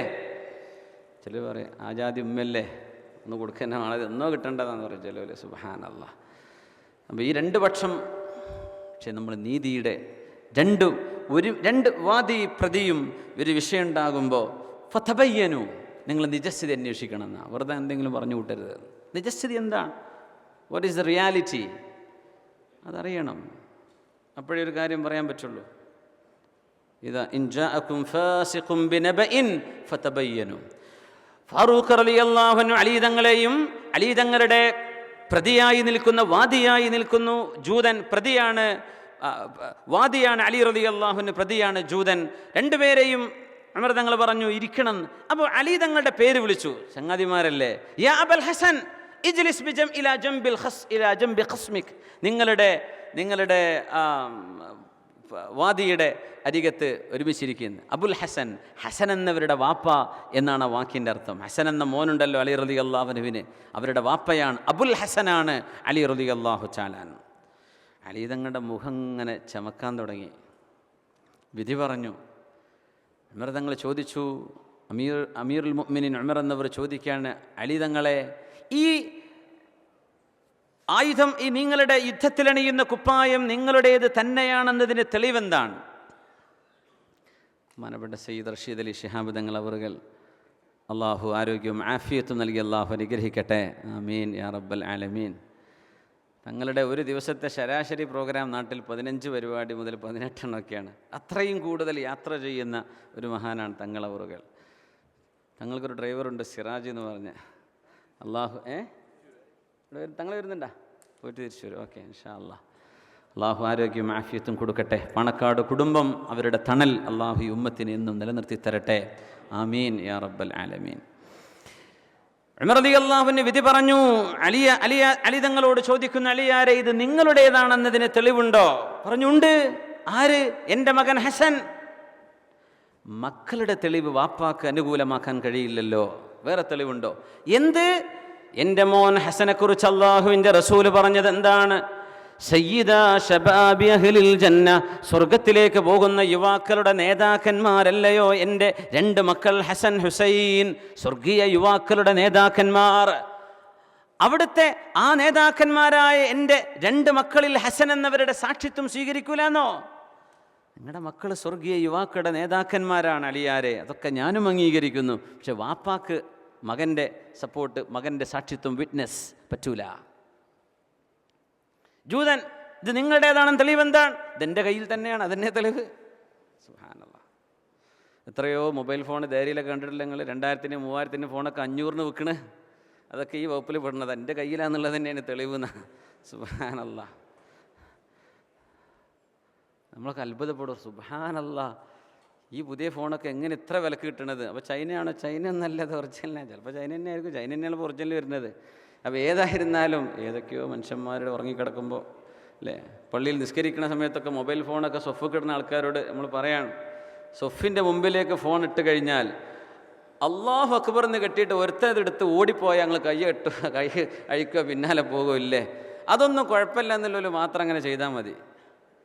അതല്ലേ അതിൻ്റെ ഒരു മര്യാദ അല്ലേ? ഒരാളെടുത്ത് ഓടുകയാണ് മുസല്ലൻ്റെ അടുത്തുനിന്ന്, എത്ര ഡിസ്ട്രാക്ഷൻ ഉണ്ടാവുന്ന, എത്ര ബുദ്ധിമുട്ട് വരും. അപ്പുറത്തുപ്പുറത്ത് നിസ്കരിക്കുന്നവർക്ക് വെറുതെ എൻ്റെ അടുത്ത് ചെറിയ ഫോണായിരിക്കും. റഹ്മാനായ റബ്ബേ, ആ ഫോണിൻ്റെ വലിപ്പം കണ്ടില്ലേ, എൻ്റെ ചുരുക്കം കണ്ടില്ലേ? സുബ്ഹാനല്ലാഹ്. എടുത്ത് ഓടിയാലും എനിക്ക് പ്രശ്നമില്ല എന്ന് ധൈര്യമല്ലോ ചെയ്താൽ മതി. അപ്പോൾ ആ നിസ്കാരത്തിനൊക്കെ ഒരു ഉറപ്പിട്ടുള്ളൂ അല്ലേ? അലി റളിയല്ലാഹു തആല പറയാം, എൻ്റെ മകൻ ഹസൻ സാക്ഷിയാണ്. പറ്റൂല. ജൂതൻ, നിങ്ങളുടെ തെളിവെന്താ? എൻ്റെ കയ്യിലാണ്, അതെന്നെ തെളിവ്. എൻ്റെ കയ്യിൽ, എൻ്റെതാണ്. ഹക്കംതു ലക, അത് നിങ്ങളുടേതാണ്. ആരുടേത്? ജൂതൻ്റേത്. അലി റളിയല്ലാഹു അൻഹു ആ കേസിൽ പരാജയപ്പെടുകയാണ്. അപ്പോൾ മുഖം ഇങ്ങനെ ചെമന്നിട്ട് അലി റളിയല്ലാഹു അൻഹു നിൽക്കുന്നത്. വിധിയൊക്കെ പറഞ്ഞു കഴിഞ്ഞപ്പോൾ ഉമർ തങ്ങൾ വിളിച്ചു ചോദിച്ചു, അല്ല അലിയാരെ, എന്താ മുഖത്ത് വല്ലാത്തൊരു ദേഷ്യം? നിങ്ങളോട് ആ ജൂതൻ്റെ അടുത്തിരിക്കാൻ പറഞ്ഞതിന് എന്നോട് ദേഷ്യം തോന്നിയതാണോ? എന്ത് പറ്റിയെന്ന് ചോദിച്ചു. അല്ല അമീറുൽ മുഅ്മിനീൻ, നിങ്ങൾ എന്താ എന്നെ വിളിച്ചത് അവിടെ? അബുൽ ഹസൻ. അബുൽ ഹസൻ എന്ന് പറഞ്ഞാൽ സ്നേഹത്തിൽ വിളിക്കണ പേരല്ലേ? ഞാനും നിങ്ങളും ചങ്ങാതിമാരാന്ന് ഈ ജൂതൻ അറിയല്ലേ? ആ ജൂതന് തോന്നൂലേ ഇസ്ലാമിൽ നീതിയില്ലാന്ന്? ഞാനിവിടെ തോൽക്കും, കാരണം ജഡ്ജിൻ്റെ സുഹൃത്താണ് തൻ്റെ പ്രതി, തൻ്റെ വാദി. സുബ്ഹാനല്ലാഹ്. അങ്ങനെ വരുമ്പോൾ ജൂതന് തോന്നൂലേ ഇസ്ലാമിൽ നീതിയില്ലെന്ന്? അതുകൊണ്ട് എൻ്റെ അലി എന്നല്ലേ വിളിക്കേണ്ടത്, എന്നെ അബുൽ ഹസൻ എന്ന് വിളിച്ച് തെറ്റായിപ്പോയി. എന്നെ അബുൽ ഹസൻ എന്ന് വിളിച്ചത് കൊണ്ടാണ് ഞാൻ ഈ ദേഷ്യപ്പെട്ടത് എന്ന് മഹാനായ അലി ഇബ്നു അബീ ത്വാലിബ് റളിയല്ലാഹു അൻഹു, ഹബീബിൻ്റെ പുതിയാപ്പിളയാണത്, റസൂലുള്ളാഹി തങ്ങളുടെ പുതിയാപ്പിളയാണ്. നമ്മളൊക്കെ വല്ല റെക്കമെൻഡേഷനും കിട്ടുമെന്നല്ലേ നോക്കുക അവിടെ അല്ലേ? ജഡ്ജിമാരെ സ്വാധീനിക്കാൻ പറ്റുമെന്നല്ലേ നോക്കുക? മുസ്ലിമീങ്ങളത് ചെയ്യാതിരിക്കണം. അപ്പോഴാണ് നമ്മുടെ ദീൻ നമ്മൾ ഉയർത്തി കാണിക്കുന്നത്. ഇതാണ് ഇസ്ലാം, ഇതാണ് ദീൻ. വിശുദ്ധ ഖുർആൻ അതാ പഠിപ്പിക്കുന്നത്. നിയമത്തെ നമ്മൾ മറികടന്നുകൂടാ. ഉമർ ഫാറൂഖ് റളിയല്ലാഹു തആല അൻഹുവിൻ്റെ, അലി റളിയല്ലാഹു അൻഹുവിൻ്റെ, അതിൻ്റെ ഒക്കെ മുമ്പ് കഴിഞ്ഞു പോയ ഹബീബുനാ റസൂലുള്ളാഹി സ്വല്ലല്ലാഹു അലൈഹി വസല്ലമ തങ്ങളുടെ മഹാനായ അഷ്റഫുൽ ഖൽഖിൻ്റെ സ്വഹാബിമാരുടെ ജീവിത ചരിത്രങ്ങളിലൂടെ കടന്നു പോകുമ്പോൾ നമുക്കിത് കാണാൻ കഴിയും. ഭരണാധികാരം ഏറ്റെടുത്തിട്ട് മഹാനായ അബൂബക്കർ സിദ്ദീഖ് റളിയല്ലാഹു അൻഹു ആദ്യമായി നടത്തിയ ഒരു പ്രഭാഷണമുണ്ട്, ഖുതുബയുണ്ട്. യാ അയ്യുഹന്നാസ്, അല്ലയോ ജനങ്ങളെ, ഇന്നി ഖദ് ഉല്ലീതു അലൈക്കും, അല്ലാഹു എന്നെ നിങ്ങളുടെ ഭരണം ഏൽപ്പിച്ചിരിക്കുകയാണ്. വലസ്തു ബിഖൈരിക്കും, ഞാൻ നിങ്ങളിൽ മുന്തിയ ആളൊന്നുമല്ല. ഞാൻ മുന്തിയ ആളായിട്ടല്ല എന്നെ ഏൽപ്പിച്ചത്, പക്ഷേ എന്നെ ഏൽപ്പിക്കപ്പെട്ടു. അങ്ങനെയാണ് അധികാരം നൽകപ്പെടുന്നത് വയസ്സുകൊണ്ടല്ല. അമീറുൽ മുഅ്മിനീൻ ഉമർ ഇബ്നു അബ്ദുൽ അസീസ് റളിയല്ലാഹു അൻഹുവിൻ്റെ മുമ്പിൽ ഒരു സംഘം ഇറാഖികൾ വന്നപ്പോൾ ഒരു ചെറിയ കുട്ടിയുടെ അടുത്ത് സംസാരിച്ചു അവിടുന്ന്. അപ്പോൾ ഉമർ ഇബ്നു അബ്ദുൽ അസീസ് ഞങ്ങൾക്ക് 34-35 വയസ്സേ ആയിട്ടുള്ളൂ. അപ്പോൾ കുട്ടി സംസാരിച്ചപ്പോൾ ഉമർ ഇബ്നു അബ്ദുൽ അസീസ് എന്നിവർ പറഞ്ഞു, കുട്ടി, മുതിർന്ന ആളുകൾ കൂട്ടത്തിലുണ്ടാകുമ്പോൾ അവരല്ലേ സംസാരിക്കേണ്ടത്, മോൻ മിണ്ടായിരിക്കുമെന്ന് പറഞ്ഞു. അപ്പോൾ ഈ കുട്ടി പറഞ്ഞു, അമീറുൽ മുഅ്മിനീൻ, ഞാനൊന്ന് പറഞ്ഞോട്ടെ, വയസ്സുകൊണ്ടാണ് കാര്യമെങ്കിൽ നിങ്ങളെക്കാളും ഈ സ്ഥാനത്തിരിക്കാൻ പ്രായമുള്ളവർ ഈ നാട്ടിൽ വേറെ ഉണ്ടല്ലോ. ഇന്നൽ ഇൻസാന ബി അസ്ഗറൈഹി ലിസാനിഹി വഖൽബിഹി, ഒരു മനുഷ്യൻ്റെ മഹത്വം അവൻ്റെ നാവും അവൻ്റെ ഹൃദയവുമാണ്. ശുദ്ധമായ ഹൃദയവും നല്ല വാഗ്ഭാവമുള്ള പാടവമുള്ള നാവും ശുദ്ധ ഹൃദയവും, ഇത് രണ്ടുമുണ്ടെങ്കിൽ അവിടെയാണ് മനുഷ്യൻ വിജയിക്കുന്നത്, പ്രായം കൊണ്ടല്ലല്ലോ. മോൻ പറഞ്ഞോളെന്ന് പറഞ്ഞു. സുബ്ഹാനല്ലാഹ്, അത്രയും അത്ഭുതകരമായ വാക്കൊക്കെ സംസാരിക്കുന്ന പക്വതയുള്ള മക്കളോ എന്നവർ അപ്രീഷിയേറ്റ് ചെയ്തു എന്നാണ് ഉമർ ഇബ്നു അബ്ദുൽ അസീസ് റളിയല്ലാഹു അൻഹു. അപ്പോൾ പറയാണ്, വലസ്തു ബിഖൈരിക്കും, സിദ്ദീഖ് എന്നവർ പറഞ്ഞു, ഞാൻ നിങ്ങളിൽ ഏറ്റവും ഉത്തമനായതുകൊണ്ടല്ല, അള്ളാഹുവിൻ്റെ തീരുമാനം അങ്ങനെയാണ്, എന്നെ ഭരണമേൽപ്പിക്കപ്പെട്ടു. ഫഇൻ അഹ്സൻതു ഫഅതീഊനി, ഞാൻ നന്മ ചെയ്യുകയാണെങ്കിൽ നിങ്ങൾ എന്നെ അനുസരിക്കണം. ഞാൻ നന്മ ചെയ്യുകയാണെങ്കിൽ നിങ്ങൾ എന്നെ അനുസരിക്കണം. വഇൻ അസഅതു ഫഖവ്വിമൂനി, ഞാൻ ചെയ്യുന്നത് തെറ്റാണെങ്കിൽ നിങ്ങൾ എന്നെ തിരുത്തി തരണം. അൽ ഖവിയ്യു ഫീകും ദഈഫ്, നിങ്ങളിലെ ശക്തന്മാർ സത്യത്തിൽ ദുർബലന്മാരാണ്. ഞാൻ അവരിൽ നിന്ന് അവരുടെ ഹക്കായ വിഷയങ്ങൾ ഞാൻ പിടിച്ചെടുക്കുക തന്നെ ചെയ്യും. നിങ്ങളുടെ ദുർബലന്മാർ ശക്തന്മാരാണ്, അവർക്ക് വേണ്ടി അവകാശങ്ങൾ ഞാൻ നടത്തിക്കൊടുക്കും. അതീഊനി മാ അതഅതുല്ലാഹ വറസൂലഹു, അല്ലാഹുവിനെയും അവൻ്റെ റസൂലിനെയും ഞാൻ അനുസരിക്കുന്ന കാലത്തോളം നിങ്ങൾ എന്നെ അനുസരിക്കണം. ഫഇൻ അസൈതുല്ലാഹ വറസൂലഹു ഫലാ തുഅത ലി അലൈക്കും, ഞാൻ അല്ലാഹുവിനെയും അവൻ്റെ റസൂലിനെയും ധിക്കരിക്കുകയാണെങ്കിൽ നിങ്ങളാരും എന്നെ അനുസരിക്കേണ്ടതില്ല. ഇതാണ് ആദ്യത്തെ ഖലീഫ പറയുന്നത്. ഉമർ റളിയല്ലാഹു അൻഹു മിമ്പറിൽ കയറിയിട്ട് ഒരിക്കൽ പ്രസംഗിക്കുകയാണ്, ഖുതുബ നടത്തിക്കൊണ്ടിരിക്കുകയാണ് ഫാറൂഖ് റളിയല്ലാഹു തആല അൻഹു. ഖുതുബക്കിടയിൽ ഉമർ തങ്ങൾ പറഞ്ഞു, അയ്യുഹന്നാസ്, ജനങ്ങളെ, അതീഊനി വസ്മഊനി, കേട്ടോളൂ, പറയുന്നത് അനുസരിക്കണം കേട്ടോ. അപ്പോൾ ഒരു സ്വഹാബി എഴുന്നേറ്റിട്ട്, സുഹൈബ് റളിയല്ലാഹു അൻഹു, ലാ സമഅ വലാ തുഅ, കേൾക്കൂല അനുസരിക്കൂല. സുബ്ഹാനല്ലാഹ്, ഒരു സദസ്സിൻ്റെ ഇടയിലൊക്കെ ഒരാൾ അങ്ങനെ പറഞ്ഞാൽ എന്തായിരിക്കും? സുബ്ഹാനല്ലാഹ്, റസൂലുള്ളാഹി തങ്ങളുടെ മിമ്പർ എന്ന് ഉമർ എന്നവർ പറയാണ്, അനുസരിക്കണം, കേൾക്കണം. കേൾക്കൂല അനുസരിക്കൂല. എന്തേന്ന് ചോദിച്ചു. നിങ്ങളെ കുപ്പായത്തിൻ്റെ നീളം തന്നെ വിഷയം എന്ന് പറഞ്ഞു.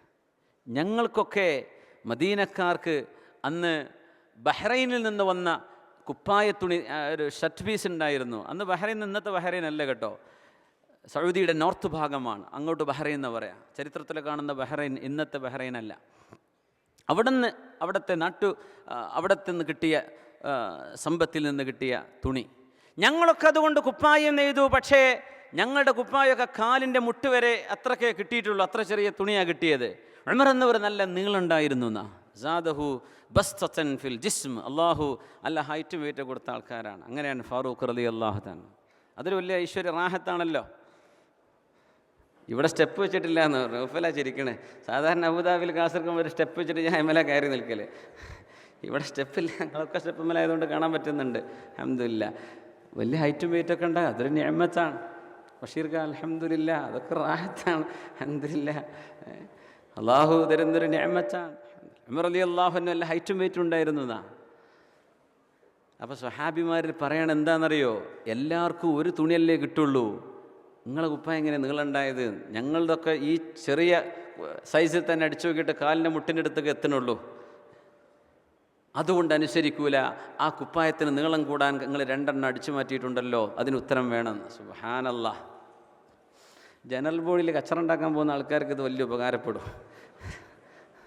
ആ 10 രൂപയ്ക്ക് ബില്ലില്ലല്ലോ, ആ 100 രൂപേൻ്റെ അഡ്രസ്സില്ലല്ലോ, പിന്നെ വെറുതെ ഇടങ്ങേറാക്കരുത് മനുഷ്യന്മാരെ കേട്ടോ. ഇവരൊക്കെ മനുഷ്യന്മാർ, നാട്ടിലെ മഹലൊക്കെ കൈകാര്യം ചെയ്യുന്ന ആളുകളെ അവരൊക്കെ കയ്യിൽ നിന്ന് എടുത്തിട്ട് അങ്ങോട്ട് കൊടുക്കുകയാണ്. പിന്നെ വെറുതെ ഒരു ജനറൽ ബോഡിക്ക് മാത്രം വന്നിട്ട് ഒച്ചപ്പാട് ബഹളം ഉണ്ടാക്കിയിട്ട് 5 കൊല്ലം ഭരിച്ച സെക്രട്ടറിയും പ്രസിഡന്റും ഖജാൻജിയും കള്ളന്മാരാന്നൊക്കെ പറഞ്ഞു കൊടുത്തിട്ട് ആ സാധുക്കൾ ചെയ്ത നന്മകളൊക്കെ മറച്ചു കളയുന്ന ളുൽമ് അതും ചെയ്തേക്കരുത്. ന്യായങ്ങൾ ചോദിക്കാം.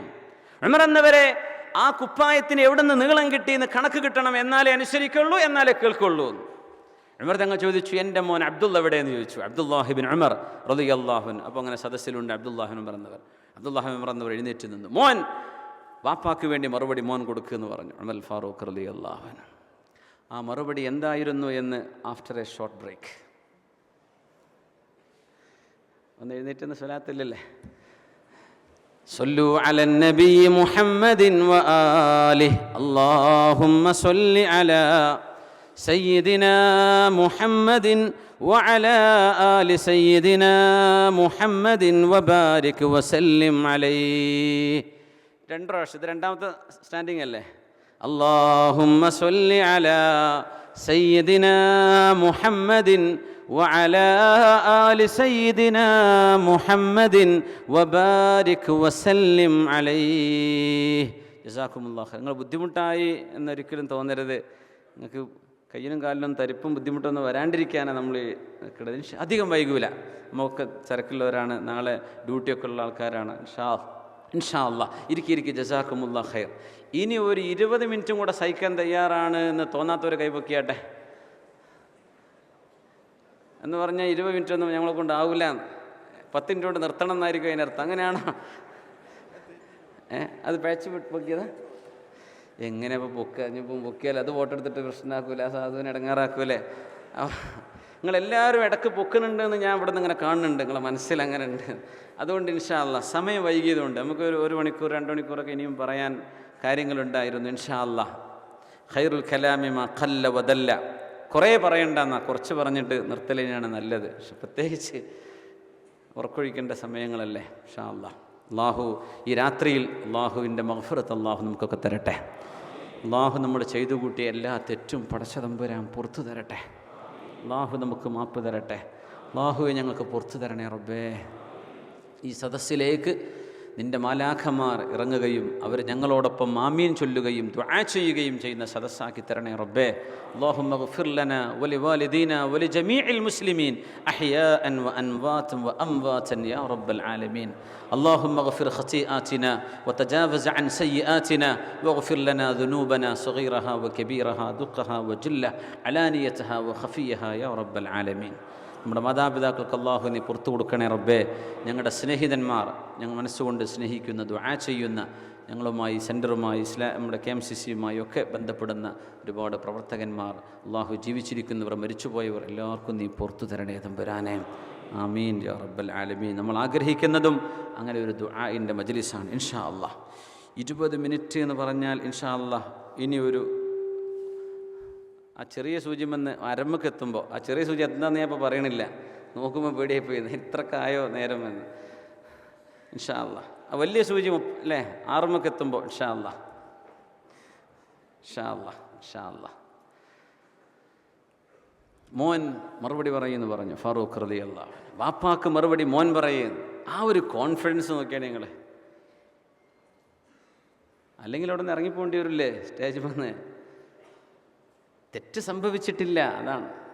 അബ്ദുല്ലാഹിബ്നു ഉമർ എന്ന് എഴുന്നേറ്റു, എൻ്റെ വാപ്പാക്ക് വേണ്ടി ഞാൻ മറുപടി പറയാം. സ്വഹാബികളൊക്കെ തിരിഞ്ഞു നോക്കുന്നു. എനിക്കും നിങ്ങളെപ്പോലെ ഒരു കഷ്ണം തുണി കിട്ടിയിട്ടുണ്ട്. നിങ്ങൾക്കൊക്കെ കിട്ടിയ പോലെ വാപ്പാക്കൊരു കഷ്ണം തുണി. വാപ്പ ഭരണാധികാരിയാണ്, നമ്മളെല്ലാവർക്കും ഓരോ കഷ്ണം തുണി കിട്ടിയിട്ടുണ്ട്. എൻ്റെ തുണി ഞാൻ എൻ്റെ വാപ്പാക്ക് കൊടുത്തതാണ്. അത് രണ്ടും കൂട്ടിച്ചേർത്തി തുന്നിയപ്പോഴാ വാപ്പാക്ക് പറ്റിയ സൈസുള്ള കുപ്പായമായി മാറിയത്. എൻ്റെ വാപ്പ ഒരു തുണി കഷ്ണം ഏറെടുത്തതല്ല, മകനായ ഞാൻ പൊരുത്തപ്പെട്ട് വാപ്പാക്ക് കൊടുത്തതാണ്. ഇതൻ ഇനി പറഞ്ഞോളൂ മരെ, ഞങ്ങൾ കേൾക്കാം, ഞങ്ങൾ അനുസരിക്കാം. സ്വഹാബി ഇരിക്കുകയാണ്. സുബ്ഹാനല്ലാഹ്. ഇതൊക്കെ ഇസ്ലാമിക ലോകത്താണ് നടന്നത്. ഇസ്ലാം ലോകത്ത് നടപ്പായൊരു കാലത്താണ് ഇത്രയും മനോഹരമായ സമത്വത്തിൻ്റെ, ഐക്യഭാവത്തിൻ്റെ, ഏറ്റവും വലിയ മാനുഷികതയുടെ മഹാഗോപുരങ്ങളായ സംഭവങ്ങൾ ഉണ്ടാകുന്നത് ഇസ്ലാം ലോകത്ത് നടപ്പായ കാലത്താണ്. അമീറുൽ മുഅ്മിനീൻ ഉമർ ഇബ്നുൽ ഖത്താബ് റളിയല്ലാഹു അൻഹു. എന്തൊരു മഹാത്മ്യം! അതുകൊണ്ടാണ് അലൈക്കും ബിസുന്നതി വസുന്നതി ഖുലഫാഇ റാഷിദീനൽ മഹ്ദിയീൻ. എൻ്റെ ചര്യ നിങ്ങൾ മുറുകെ പിടിക്കണമേ. എൻ്റെ ശേഷം വരാൻ പോകുന്ന ഖുലഫാഉർ റാഷിദീങ്ങളുണ്ട്, അവരുടെ ചര്യയും മുറുകെ പിടിക്കണം. അവർ ചെയ്യുന്നത് ഇസ്ലാമിക ശരീഅത്താണ്. ഖുലഫാഇൻ്റെ കാലം കഴിഞ്ഞാൽ ലോകത്ത് പല വിഷയങ്ങളും നടക്കാൻ പോകുന്നുണ്ട്. എൻ്റെ ഖുലഫാകളുടെ വിഷയങ്ങൾ നിങ്ങൾ മുറുകെ പിടിക്കണമേ.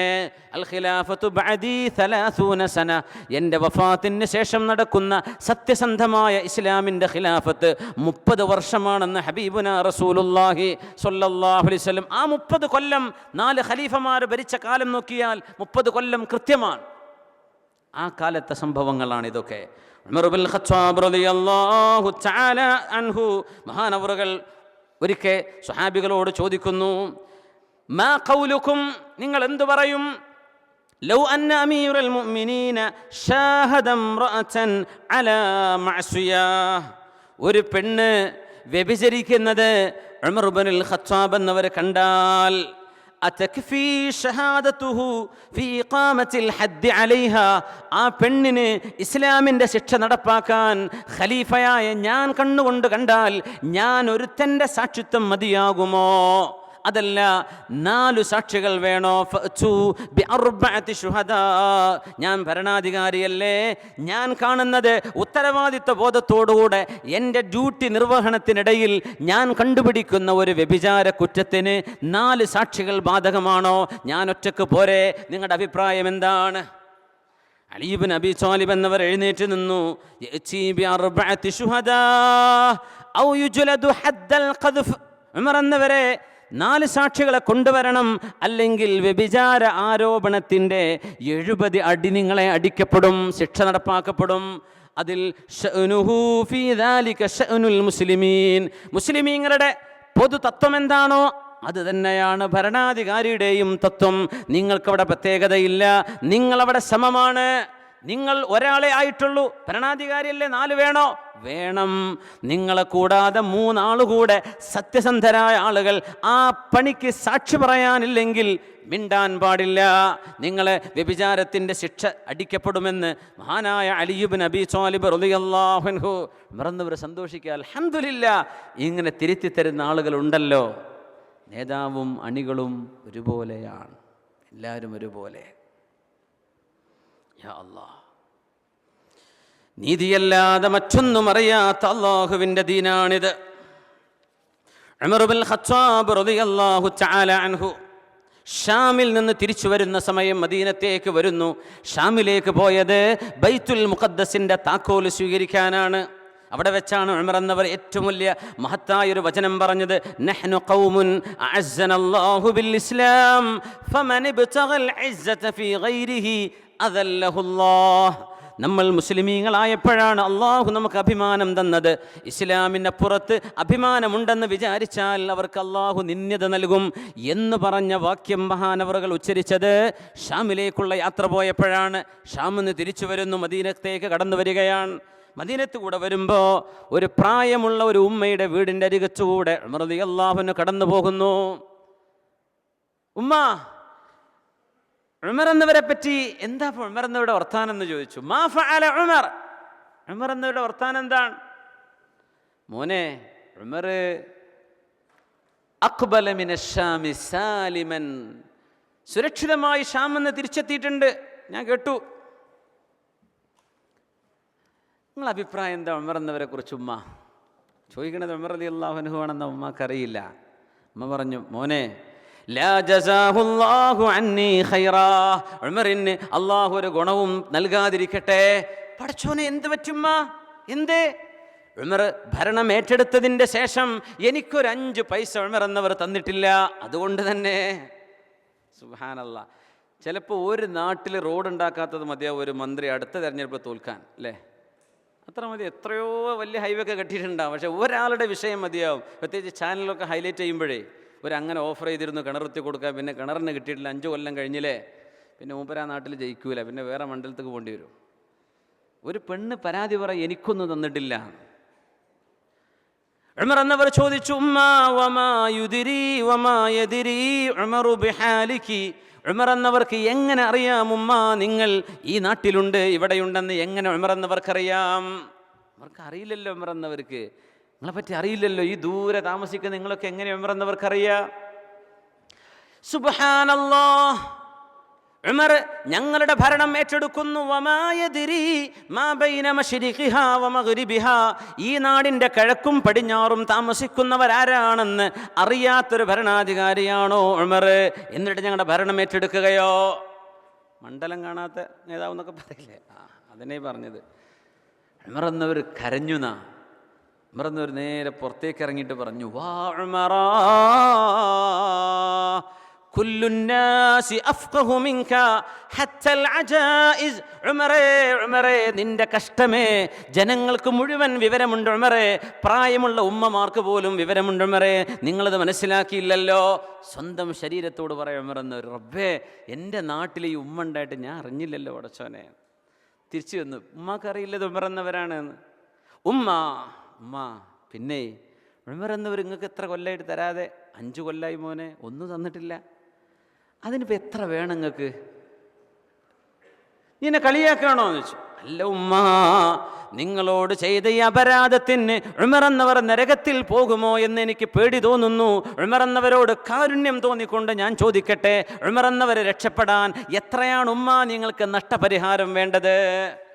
അപ്പോൾ പറഞ്ഞു 25 സ്വർണ്ണ നാണയം, 25 ദീനാർ കിട്ടിയാൽ എൻ്റെ കാര്യം ഓക്കെയാണ്. അപ്പോൾ അത്രയുണ്ട്, ചെറിയ വിഷയമായിരിക്കും. 25 സ്വർണ്ണ നാണയം മതിയോ? മതി. 25 സ്വർണ്ണ നാണയം എടുത്ത് കൊടുക്കുകയാണ് ഉമർ റളിയല്ലാഹു തആല. അപ്പോൾ ഉമ്മ അങ്ങനെ വാങ്ങിക്കാൻ നിൽക്കുമ്പോൾ 2 സ്വഹാബിമാരുടെ കയറി വന്നു. ഉമർ എന്നവർ അന്വേഷിച്ച് നടക്കുകയാണ്. ഒന്ന് അലി ഇബ്നു അബീ ത്വാലിബ്, മറ്റൊന്ന് അബ്ദുല്ലാഹി ഇബ്നു മസ്ഊദ് റളിയല്ലാഹു തആല അൻഹു. 2 പേരും മഹാന്മാരായ സ്വഹാബിമാർ കടന്നു വന്നിട്ട് പറഞ്ഞു, അസ്സലാമു അലൈക യാ അമീറുൽ മുഅ്മിനീൻ. അമീറുൽ മുഅ്മിനീനെ, അല്ലാഹുവിൻ്റെ രക്ഷ നിങ്ങൾക്കുണ്ടാവട്ടെ. ഉമ്മ പറഞ്ഞു, യാ സൗഅത്ത, പടച്ചോനെ, ശതംതു അമീറുൽ മുഅ്മിനീന ഫീ വജ്ഹി.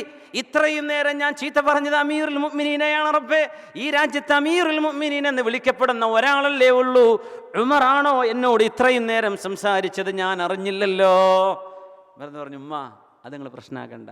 സുബ്ഹാനല്ലാഹ്, ഉമ്മ അത് നിങ്ങൾ പ്രശ്നമാക്കണ്ട, സാരമില്ല. ഒരു കടലാസ് തരുമെന്ന് പറഞ്ഞു. നോക്കുമ്പോൾ കടലാസ് ഒന്നും കിട്ടിയില്ല എന്നാ. ഉമർ എന്നവരുടെ കുപ്പായത്തിൻ്റെ ഒരു കഷ്ണം മുറിച്ചെടുത്തു. എന്നിട്ട് അതിൽ എഴുതി കൊടുക്കുകയാണ്, ബിസ്മില്ലാഹിർ റഹ്മാനിർ റഹീം. കരുണാവാനായ അല്ലാഹുവിൻ്റെ നാമത്തിൽ ചേർത്ത് വെക്കട്ടെ. ഹാദാ മഷ്തറാ ഉമറു മിൻ ഫുലാന ളലാമതഹാ മുൻദു വലിയൽ ഖിലാഫ ഇലാ യൗമി കദാ വകദാ. ഇത്ര നാളായി ഉമർ എന്നവർ ഭരണം ഏറ്റെടുത്തേത് മുതൽ ഈ ഉമ്മയോട് ചെയ്ത അപരാധത്തിന് പകരം ഉമർ എന്നവർ നൽകുന്ന പ്രായശ്ചിത്തമാണിത്.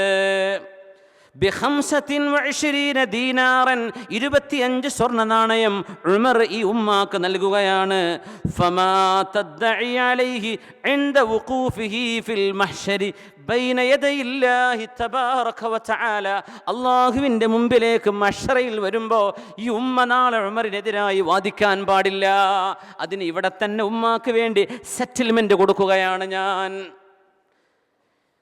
ഷഹീദ അലാ ദാലിക അലിയുൻ വബ്നു മസ്ഊദ്.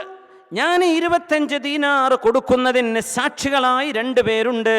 അലിയും ഇബ്നു മസ്ഊദ് റളിയല്ലാഹു അൻഹുമാ, 2 പേർ ഇതിന് സാക്ഷികളാണ്. കടലാസിൽ എഴുതിയിട്ട് മോനെ വിളിക്കുന്നു, അബ്ദുല്ലാ, വാപ്പയായ ഞാൻ മരിക്കുമ്പോൾ ഈ കടലാസിൻ്റെ കഷ്ണം നിന്റെ കയ്യിലുണ്ടെങ്കിൽ ഉപ്പയുടെ കഫൻപുടയുടെ ഉള്ളിലേക്ക് ഈ കഷ്ണം നീ വെച്ചേക്കണം മോനെ. നാളെ അല്ലാഹുവിൻ്റെ മുമ്പിലേക്ക് ചെല്ലുമ്പോൾ എനിക്കൊരു ധൈര്യത്തിനാണ് മോനെ, ഇതെൻ്റെ കഫൻപുടക്ക് ഉള്ളിൽ വെക്കണം ഈ കടലാസിൻ്റെ കഷ്ണം. ഒരു ഉമ്മയോട് ചെയ്ത അപരാധം, അതിന് പകരം കൊടുത്ത 25 ദീനാറിന് 2 സ്വഹാബിമാർ സാക്ഷിയുണ്ട്. നാളെ ഉമറിന് അല്ലാഹുവിൻ്റെ കോടതിയിൽ ഈ വിഷയം പറഞ്ഞ് വിചാരണ ചെയ്യരുത്, അതിനാണ് ഞാൻ ചെയ്യുന്നതെന്ന് പറഞ്ഞ് കരഞ്ഞുകൊണ്ട് തൻ്റെ മോൻ്റെ കയ്യിലേൽപ്പിച്ച നീതിയുടെ ഏറ്റവും വലിയ പര്യായമല്ലേ ഇസ്ലാം ജീവിതത്തിലേക്ക് പകർത്തിയ അമീറുൽ മുഅ്മിനീൻ ഉമർ ഇബ്നുൽ ഖത്താബ് റളിയല്ലാഹു തആല ഏതോ ഒരു പ്രാന്തപ്രദേശത്ത് കഴിയുന്ന ഒരു ഉമ്മാക്ക്, ആ ഉമ്മയോട് ചെയ്ത അപരാധം പോലുമല്ല, അറിയപ്പെടാതെ പോയൊരു ഉമ്മാക്ക് കിട്ടേണ്ടിയിരുന്ന എന്തോ ചില സംഖ്യ കൊടുക്കാൻ കഴിയാത്തതിൻ്റെ പേരിൽ. ഇതാണ് വിശുദ്ധ ഇസ്ലാം. ഈജിപ്തിലെ ജീസയുണ്ട്, പിരമിഡുകളുള്ള ജീസയുണ്ട്. അവിടെ ജീവിച്ചിരുന്ന ഒരു കറുത്ത വർഗക്കാരിയായ ഉമ്മയുണ്ട്, ഫർത്തൂനത്തു സൗദാ ഇബ്ൻ അസ്ബഹ് എന്ന് പറയുന്ന ആ പ്രദേശത്തെ ഒരു കർഷകന്റെ വേലക്കാരിയായി ജോലി ചെയ്യുന്ന അടിമപ്പെണ്ണാണത് ഫർത്തൂനത്തു സൗദാ.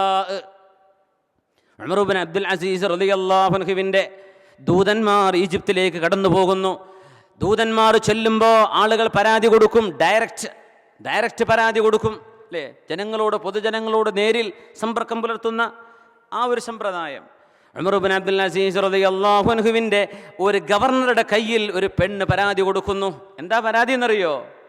എൻ്റെ പരാതി ഇതാണ്, ഞാനിത് ബോധിപ്പിക്കുന്നത് ഈജിപ്തിൽ നിന്നാണ്, ജീസയിൽ നിന്നാണ്, എൻ്റെ പേര് ഫർത്തൂനത്തു സൗദാ.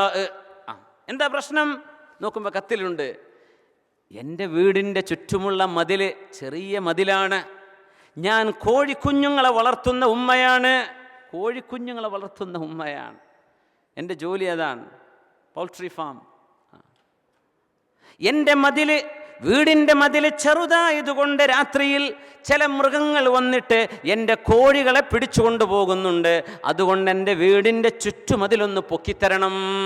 മിനിങ്ങളെ, നമ്മുടെ നാടുകളിൽ പൊളിഞ്ഞു വീഴാറായ വീടുകളുടെ ചിത്രം സഹിതം എത്രയോ അനുഭവങ്ങൾ നമ്മുടെ കൺമുമ്പിലേക്ക് എത്തുമ്പോൾ കണ്ടില്ല എന്ന് വിചാരിക്കല്ലേ, അതിലുമപ്പുറം കേസുകൾ ഉണ്ടല്ലോ എന്ന് വിചാരിക്കല്ലേ. സഹായിക്കാൻ പറ്റുന്നത് നമ്മളൊക്കെ സഹായിച്ചു കൊടുക്കണം. ആരോ ആകട്ടെ, ഇത് ആഫ്രിക്കക്കാരിയായ പെണ്ണാൻ, മുസ്ലിമാണെന്ന് പോലും അറിയില്ല. ഫർത്തൂനത്തു സൗദാ, ആ ഉമ്മ പ്രശസ്തയായി കറുത്തവർഗക്കാരിയായ ഒരു ഉമ്മയാണ്, കോഴിക്കുഞ്ഞുങ്ങളെ വളർത്തുന്ന ഉമ്മയാണ്, എൻ്റെ മതിൽ ചെറുതാണ്.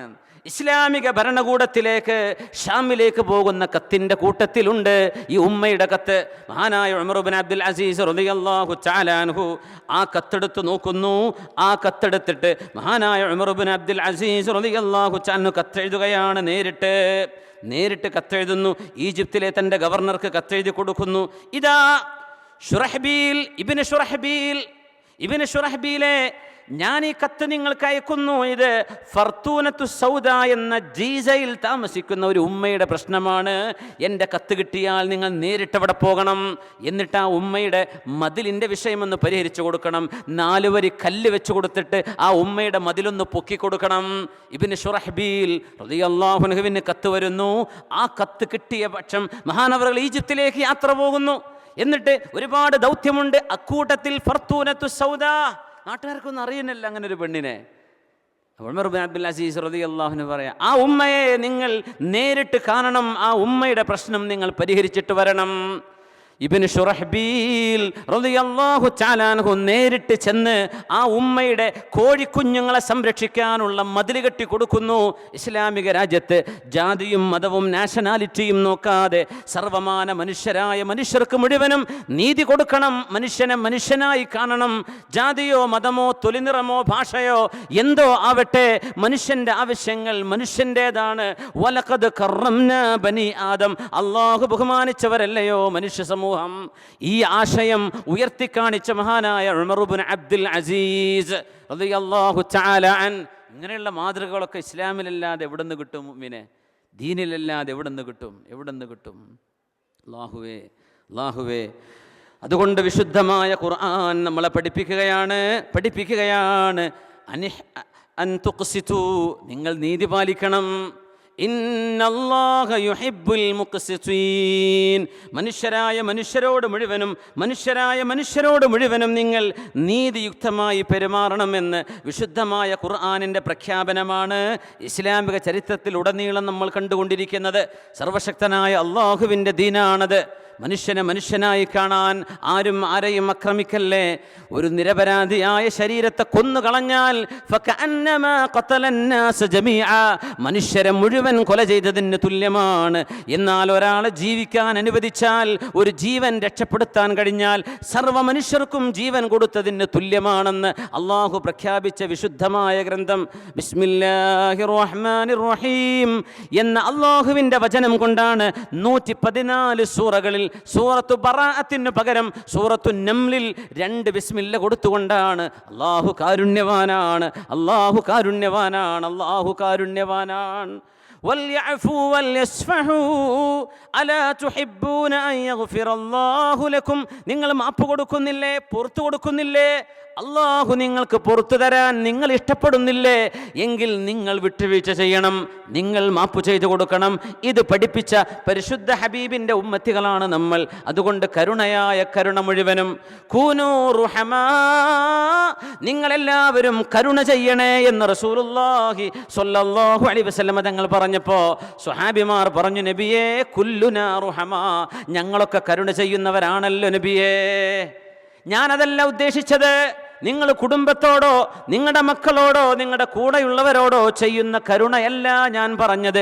ബലിർ റഹ്മതു ആമ്മ, മനുഷ്യരായ മനുഷ്യരോട് മുഴുവനും കാണിക്കുന്ന കരുണ, അത് നിങ്ങൾക്ക് വേണമെന്നാണ് ഞാൻ പറഞ്ഞതെന്ന് ഹബീബുനാ റസൂലുള്ളാഹ് സ്വല്ലല്ലാഹു അലൈഹി വസല്ലം. നിങ്ങൾ തമ്മിലുള്ള കരുണ മാത്രമല്ല, ബലിർ റഹ്മതു ആമ്മ, എല്ലാവരോടുമുള്ള കരുണ. ഹൃദയം കൊണ്ട് ചെയ്യാൻ കഴിയുന്ന അമലല്ലേ അത്. അള്ളാഹു റഹ്മാനാണെന്ന് പറയുമ്പോൾ നമ്മുടെ ഖൽബിലും ഉണ്ടാവട്ടെ റഹ്മത്ത്. കരോ മെഹർബാനി തും അഹ്ലേ ജമീൻ പർ, ഖുദാ മെഹർബാൻ ഹോഗാ അർശേ ബരീൻ പർ. നിങ്ങളുടെ കൽബിൽ കരുണയുണ്ടോ, അള്ളാഹു കരുണ ചെയ്യുന്നവരെ നിങ്ങൾക്ക് കൊണ്ടുവന്നു തരും. അങ്ങനെയാണ്. നിങ്ങൾ ദുൽമ ചെയ്തോ, നിങ്ങളറിയാതെ നിങ്ങളുടെ കാലിനടിയിൽ നിന്നും മണ്ണ് നീങ്ങുന്നത് കാണാം, നിങ്ങൾ കണ്ടില്ലെന്ന് വരും. കാരുണ്യവാന്റെ ലോകമാണത്, കരുണയാണ്. സബഖതു റഹ്മതി ഗളബി, എൻ്റെ കോപത്തെക്കാളും എൻ്റെ കരുണയാണ് മുന്നിൽ നിൽക്കുന്നത് എന്ന് അള്ളാഹു പറയുന്ന ഖുദ്സിയായ ഹദീസ്. ഓരോ രാത്രിയിലും, രാത്രി സമയം സമുദ്രങ്ങളെല്ലാം അർദ്ധരാത്രിയായി കഴിഞ്ഞാൽ, തിരമാലകൾ ശാന്തമായി കഴിയുമ്പോൾ സമുദ്രത്തിൻ്റെ മധ്യഭാഗം ഒരൽപ്പം പൊങ്ങി വന്ന് അള്ളാഹുവിനോട് ചോദിക്കുന്നു, തമ്പുരാനെ, കാരുണ്യവാനെ, ലോകത്തിൻ്റെ രക്ഷിതാവേ, ഈ കരകളിൽ കിടന്ന് നിനക്ക് പാപം ചെയ്യുന്ന മനുഷ്യരെ മുഴുവനും ഞങ്ങൾ തിരമാലകളായി ചെന്ന്, ഒരു സുനാമിയായി ചെന്ന് ഞങ്ങൾ അവരെക്കൊന്ന് നക്കിത്തുടച്ചു കൊണ്ടുപോരട്ടെ എന്ന് സമുദ്രജലം അള്ളാഹുവിനോട് ഓരോ രാത്രിയിലും ചോദിക്കുന്നുവെന്ന് ഹബീബുനാ റസൂലുള്ളാഹ് സ്വല്ലല്ലാഹു അലൈഹി വസല്ലം. അല്ലാഹു ജല്ല ജലാലുവിൻ്റെ മറുപടി വരുന്നു, സമുദ്രമേ, നീയാണോ അവരെ പടച്ചത്? അല്ല. നീയായിരുന്നു പടച്ചിരുന്നതെങ്കിൽ നീ ഇങ്ങനെ പറയില്ലായിരുന്നു.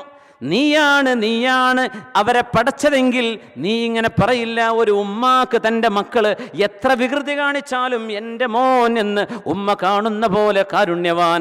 എൻ്റെ സൃഷ്ടികളാണവർ, അവർ തൗബ ചെയ്തുകൊള്ളും, അവർ നന്നായിക്കൊള്ളും, അവർ പൊറുക്കലിന് ചോദിച്ചുകൊള്ളും. ഒരു രാത്രിക്ക് രാത്രി അവരെ ചെന്ന് നക്കിത്തുടച്ച് നശിപ്പിക്കാൻ എന്നോട് പറയല്ലേ, ഞാനാണ് അവരെ പടച്ചത്, എനിക്കവരോട് കരുണയുണ്ട് എന്ന് അല്ലാഹു റബ്ബുൽ ഇസ്സത്ത് നൽകുന്ന മറുപടി അഷ്റഫുൽ വറാ റസൂലുള്ളാഹ്. ഈ സ്നേഹം നമുക്ക് എല്ലാവർക്കും കൈമാറാം. അള്ളാഹു നമ്മുടെ കൽബുകളിൽ റഹ്മത്ത് നൽകട്ടെ. അള്ളാഹു നമുക്ക് റഹ്മത്തുൻ ആമ്മ, വിശുദ്ധ ഖുർആൻ പറഞ്ഞ ഈ സൗഭാഗ്യമുള്ള സ്വഭാവം അള്ളാഹു നമുക്ക് നൽകി അനുഗ്രഹിക്കട്ടെ.